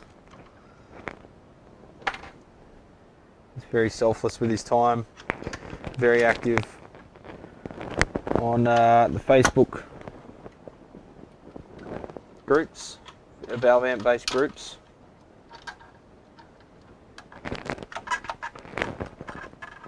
The switch is stopping you from going in. There we go, that's better. Alright, now I've got a bit of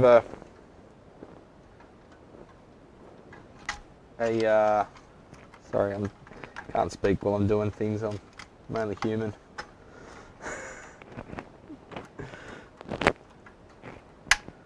We've got a bit of a wide hole for the jack, so I'll get a spacer. Ooh. Here's a video of the first one. You won't be able to post a link, mate. I'll just make you an how do I do that? I'll make you a mod for a second, and then you can post the link.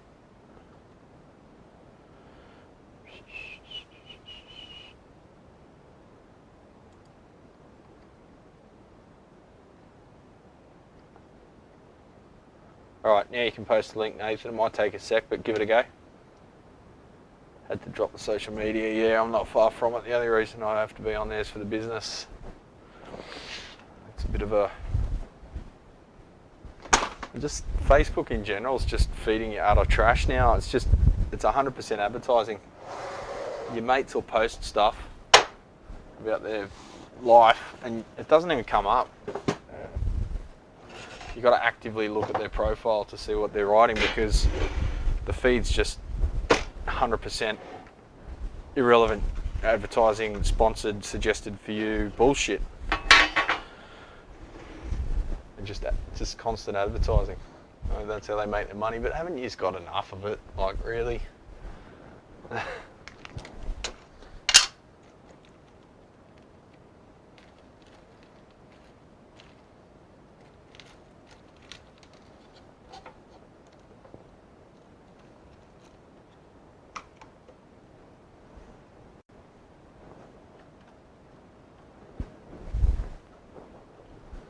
I'm just looking for a shoulder washer because I'd like to center that jack, if I can, somewhat in its opening.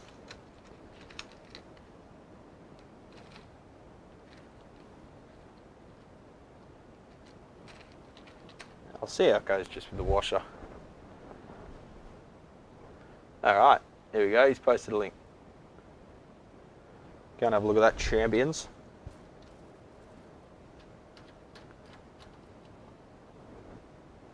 Is that a demo, or are you running through the amp, like showing it, the guts?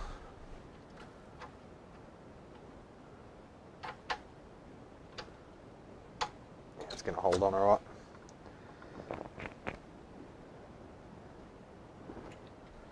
Hold on.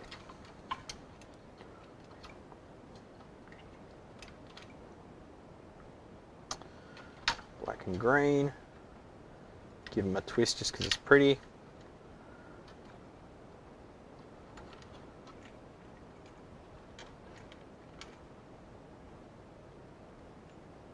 Yeah, I get a lot of work from my Facebook page, but that's been going for some time, and I think there's 2,000 on there or something now. Initially that helped quite a bit, but it really exploded during lockdown because I was putting so much content up, and everyone was at home bored. But yeah, I think it's probably 50% of my business is probably from the Facebook page, but your mileage may vary.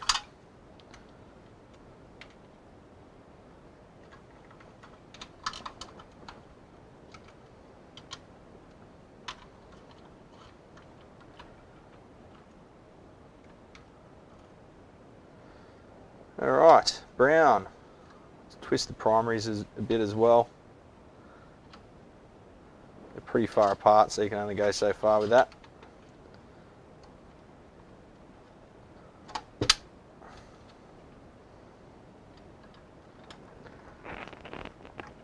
I think from memory this one likes having the ribbon a bit away from the plate connections.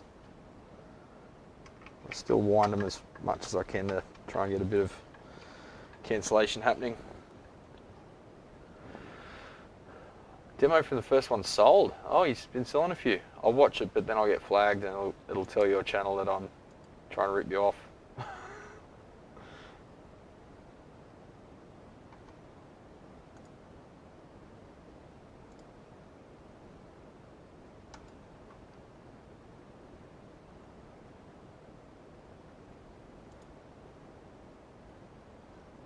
Yeah, I'll watch that later, Nate. Just flick it to us via message if you don't mind. Oh, hang on, you're off socials. Just email it to me, man. It'd be interesting to see. I'll look through the chat history later on and find it. Don't worry about it. It's easier for you.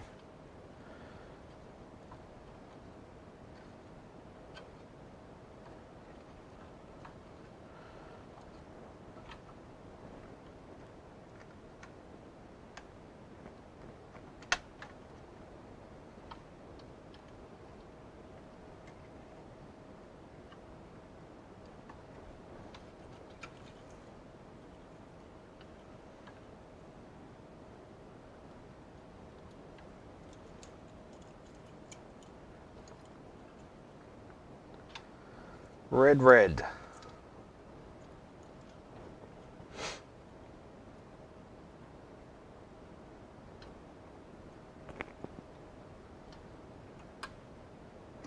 Someone asked me the other day if it matters which way you plug in the secondaries to your board. That's AC, mate, don't worry about it. It's, the diodes don't care what phase they're getting.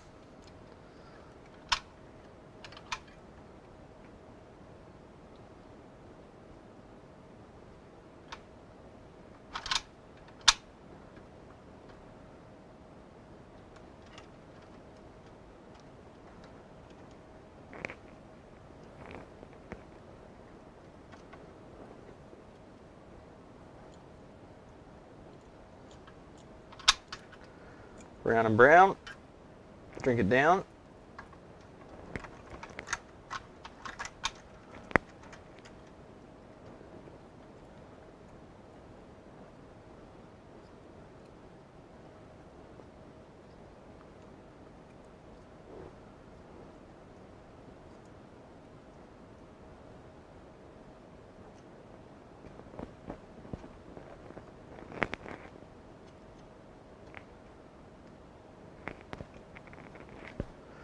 It never gets old making your own amps, eh? It's so satisfying every time when you fire it up and then you tweak it.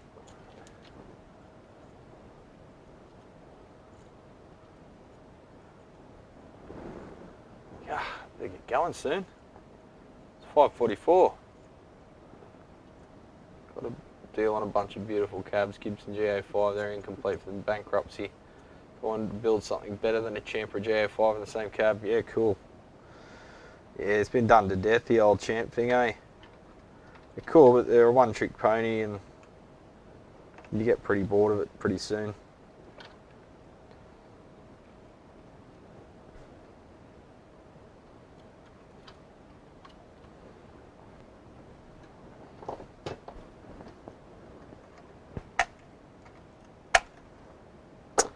Just reroute this brown wire to get it a bit neater.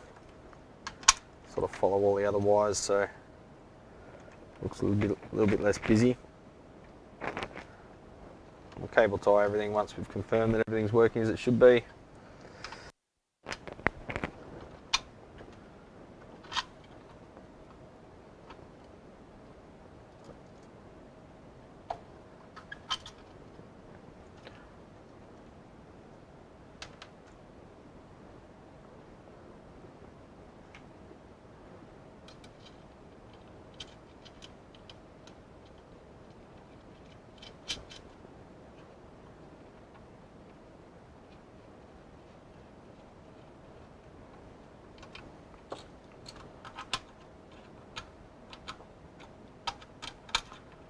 Be gentle on the plastic jack, sorry. Solder the input jack now that it's in position. Actually, I'll screw the board first.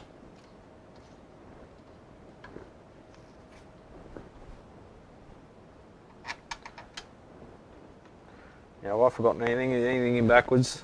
It's a good time to check before we power it up.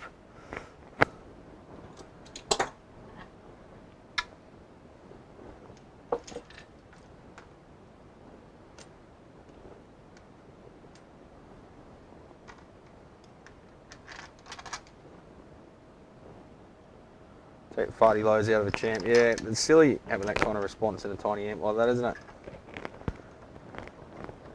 Oh, you fuck. Fucking standoff fell out. Board's got to come back out. So I'll take the switch out.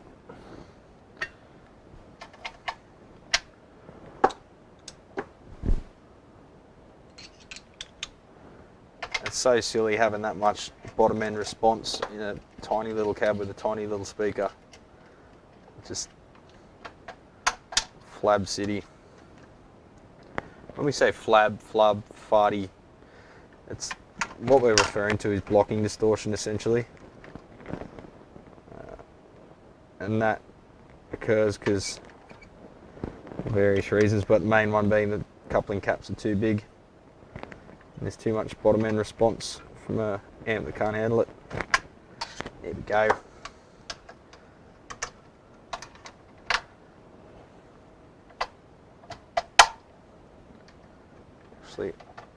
I'll wind that switch nut back a bit because it's showing a lot of shaft there. You can get in trouble for that these days. Showing a lot of shaft in public.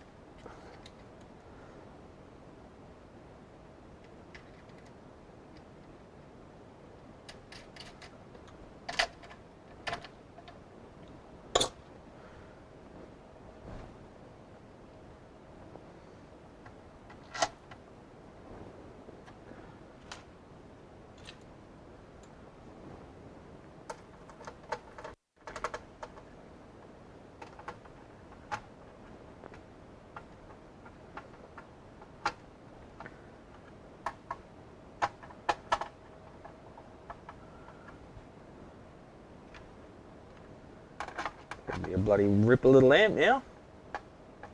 Barely used to start with, so this is perfect. Perfect for fixing up for future bulletproofness. Oop.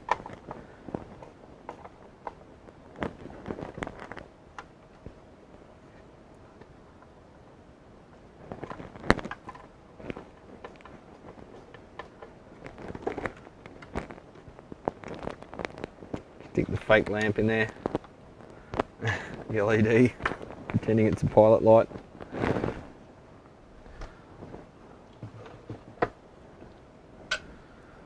Right, now everything's secure, I'll solder the input jack contacts because we know they're not going to flex. One less thing to break on this thing.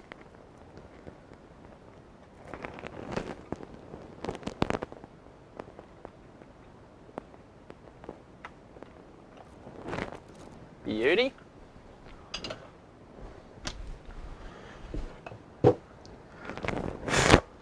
Just route the, I'm not going to plug the reverb in to test it, although we can put the cab there, yeah, I guess, why not? Why not?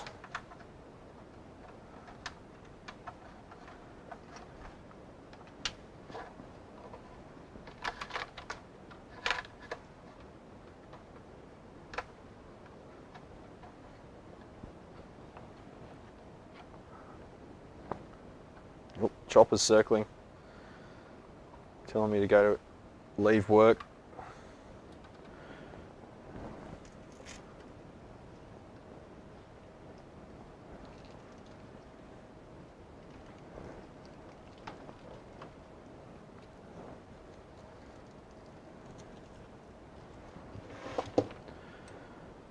Pop the valves back in, just to test.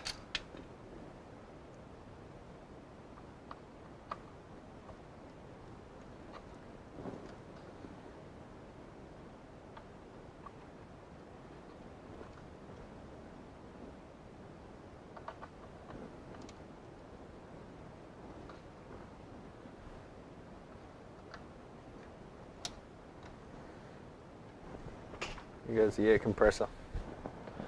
Bloody thing.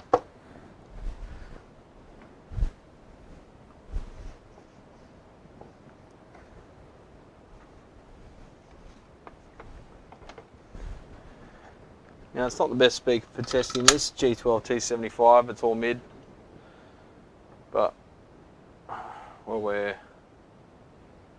we're plugged in, I'll give it a go.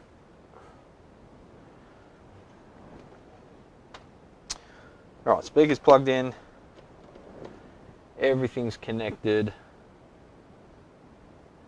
just idiot check. Fuses are good. We're good to go. I'll go full on, mains voltage straight away because I'm feeling saucy. And Dad mocks me every time I use the Variac. He sees it as the soft way out.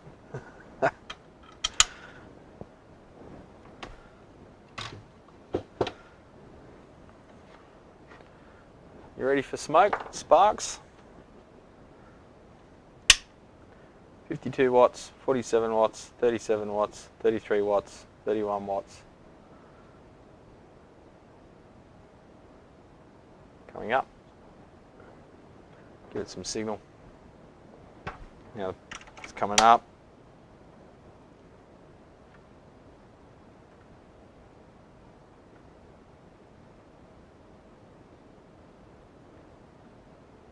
Something's not happy.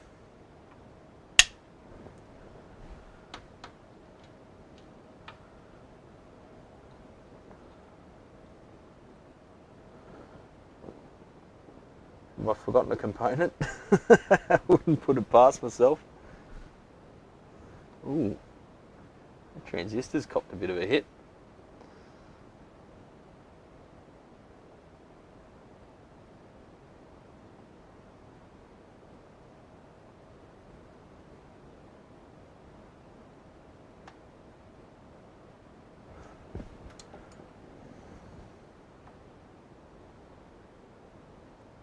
This transistor's got a leg broken off.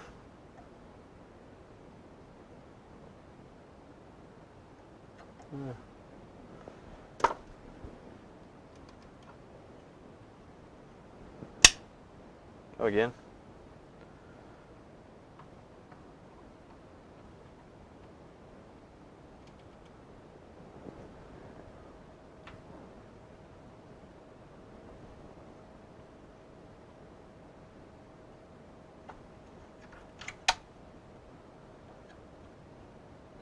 Something funny going on, champs.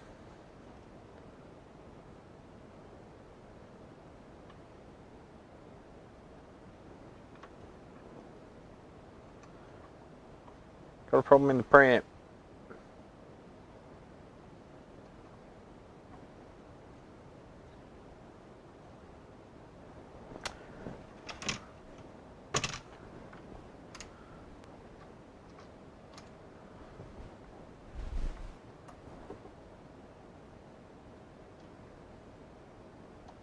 getting a pop there.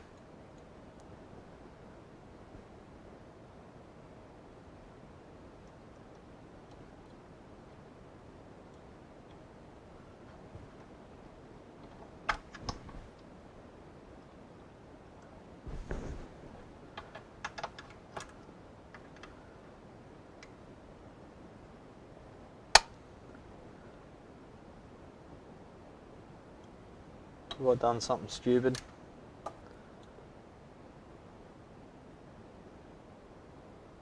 Oh, 52 ohms from the input jack to ground. What?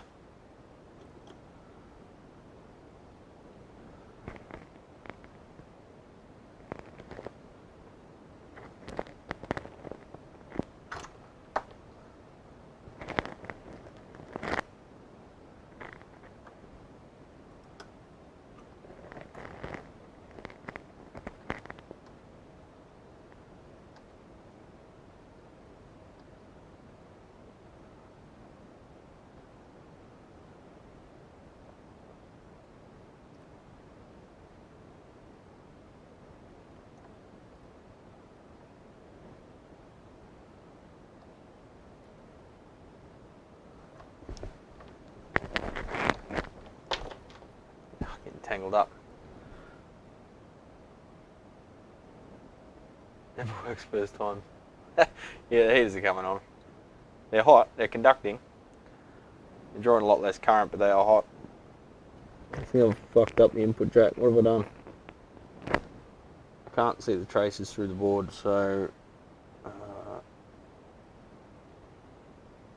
Alright, that's R1.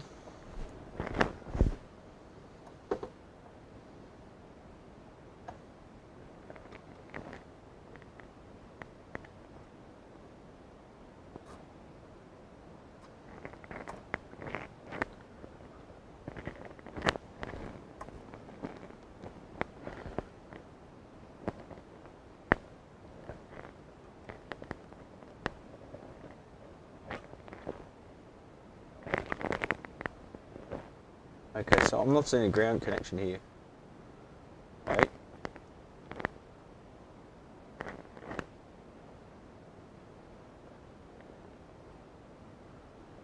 That should be shunted to ground.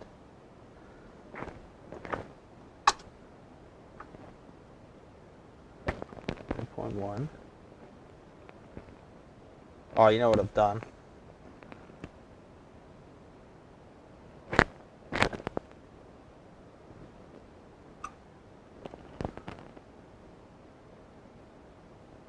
Yeah, I know what I've done. I've wired the input jack wrong. Right,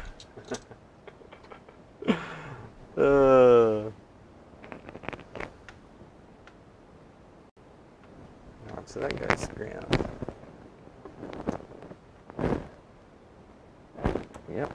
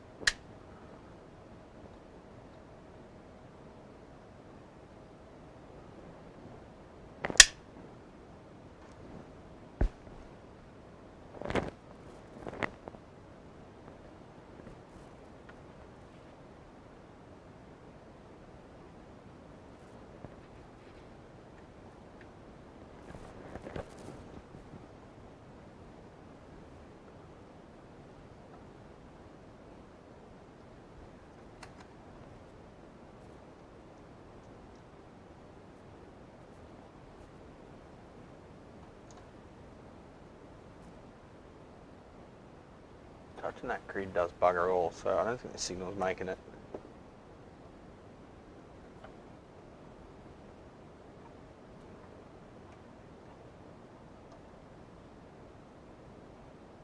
Alright, so we've got a dead valve. That's 214. So V2, R16, got 215 volts drop across R16. You got 10 volts, 9 volts on the valve side. So pure coincidence. We've got a valve failure. That's the way she rolls, mate. So I did wire the input jack wrong, but not in a way that would do that. In a way that would not shunt to ground when nothing's plugged in. So I've got to fix that. Yeah, duh. That's what happens when you're talking while you're working, I guess. I'll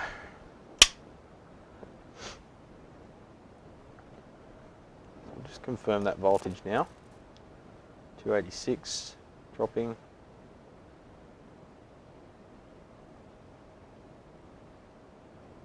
Settling at about 160 now, just by changing the valve out. Now we've got signal. So dead valve. Just, it worked fine before. Now it doesn't. That's what they do. So yeah, last time I plugged this in and worked fine, but this time it didn't. So yeah, that's what you get. All right, I'm going to turn my thing off for a minute and we'll have a listen.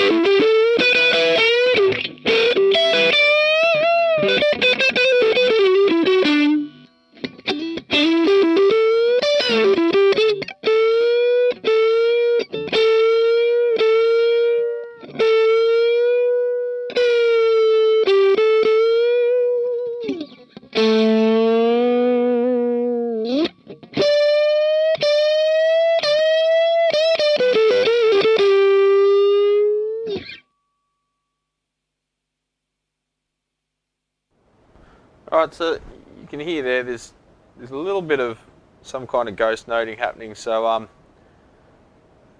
don't think it's the filtering, but listen.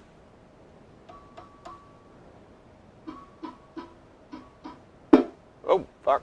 So I think we've got a bit of that going on. It's ringing along at a frequency. And that's interfering with the actual note. Fender quality valves. So let's put in, where's my little tube amp doctor? Let's put that in. Oh, see James? Yeah, I pushed it a bit far today. I'll probably not do that again. Thanks for sticking it out though, but at least you got to see the amp work. So 2 shitty valves. Let's see what it sounds like now. It's got an old electro harmonics in there, V2, but that's tube amp doctor 12AX7WA-R in V1 now.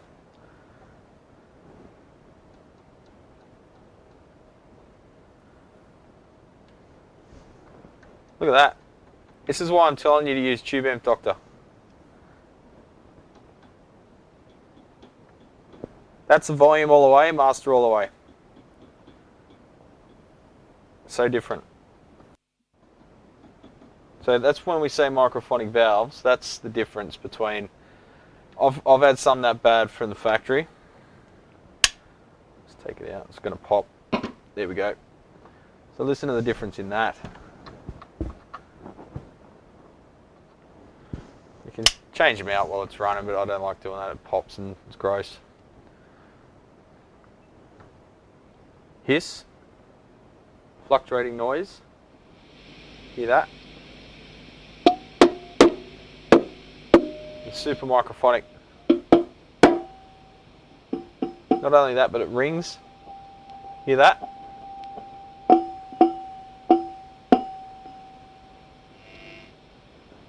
And when that's in the cabinet next to the speaker, hey, it's actually picking up my voice there. I'll turn my mic off.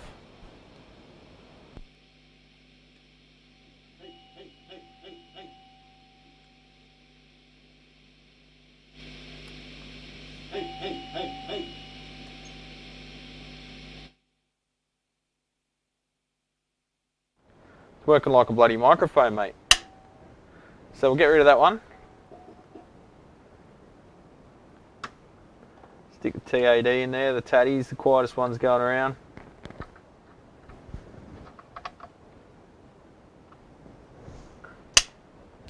I think that one can stay in there. See what it sounds like now.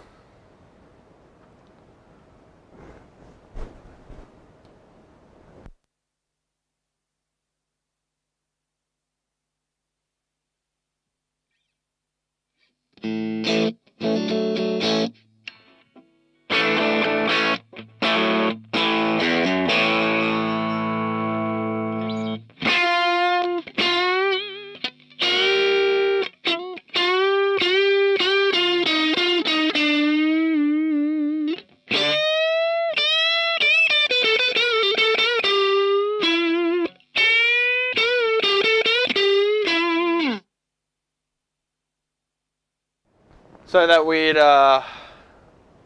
undertone, that ghost noting's gone away. That was the valve ringing along with it at a different frequency to the note being played. So yeah, it's not, sometimes they either work or they don't. There can be lots of different effects. So yeah, that's tube amp doctor for you. And look, turn it up all the way, max everything out.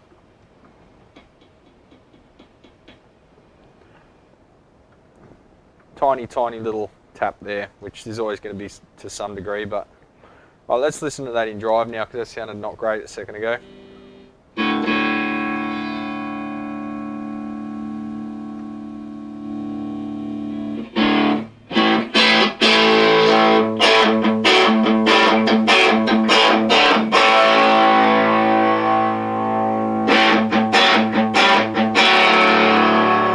My mic's washing out, sorry.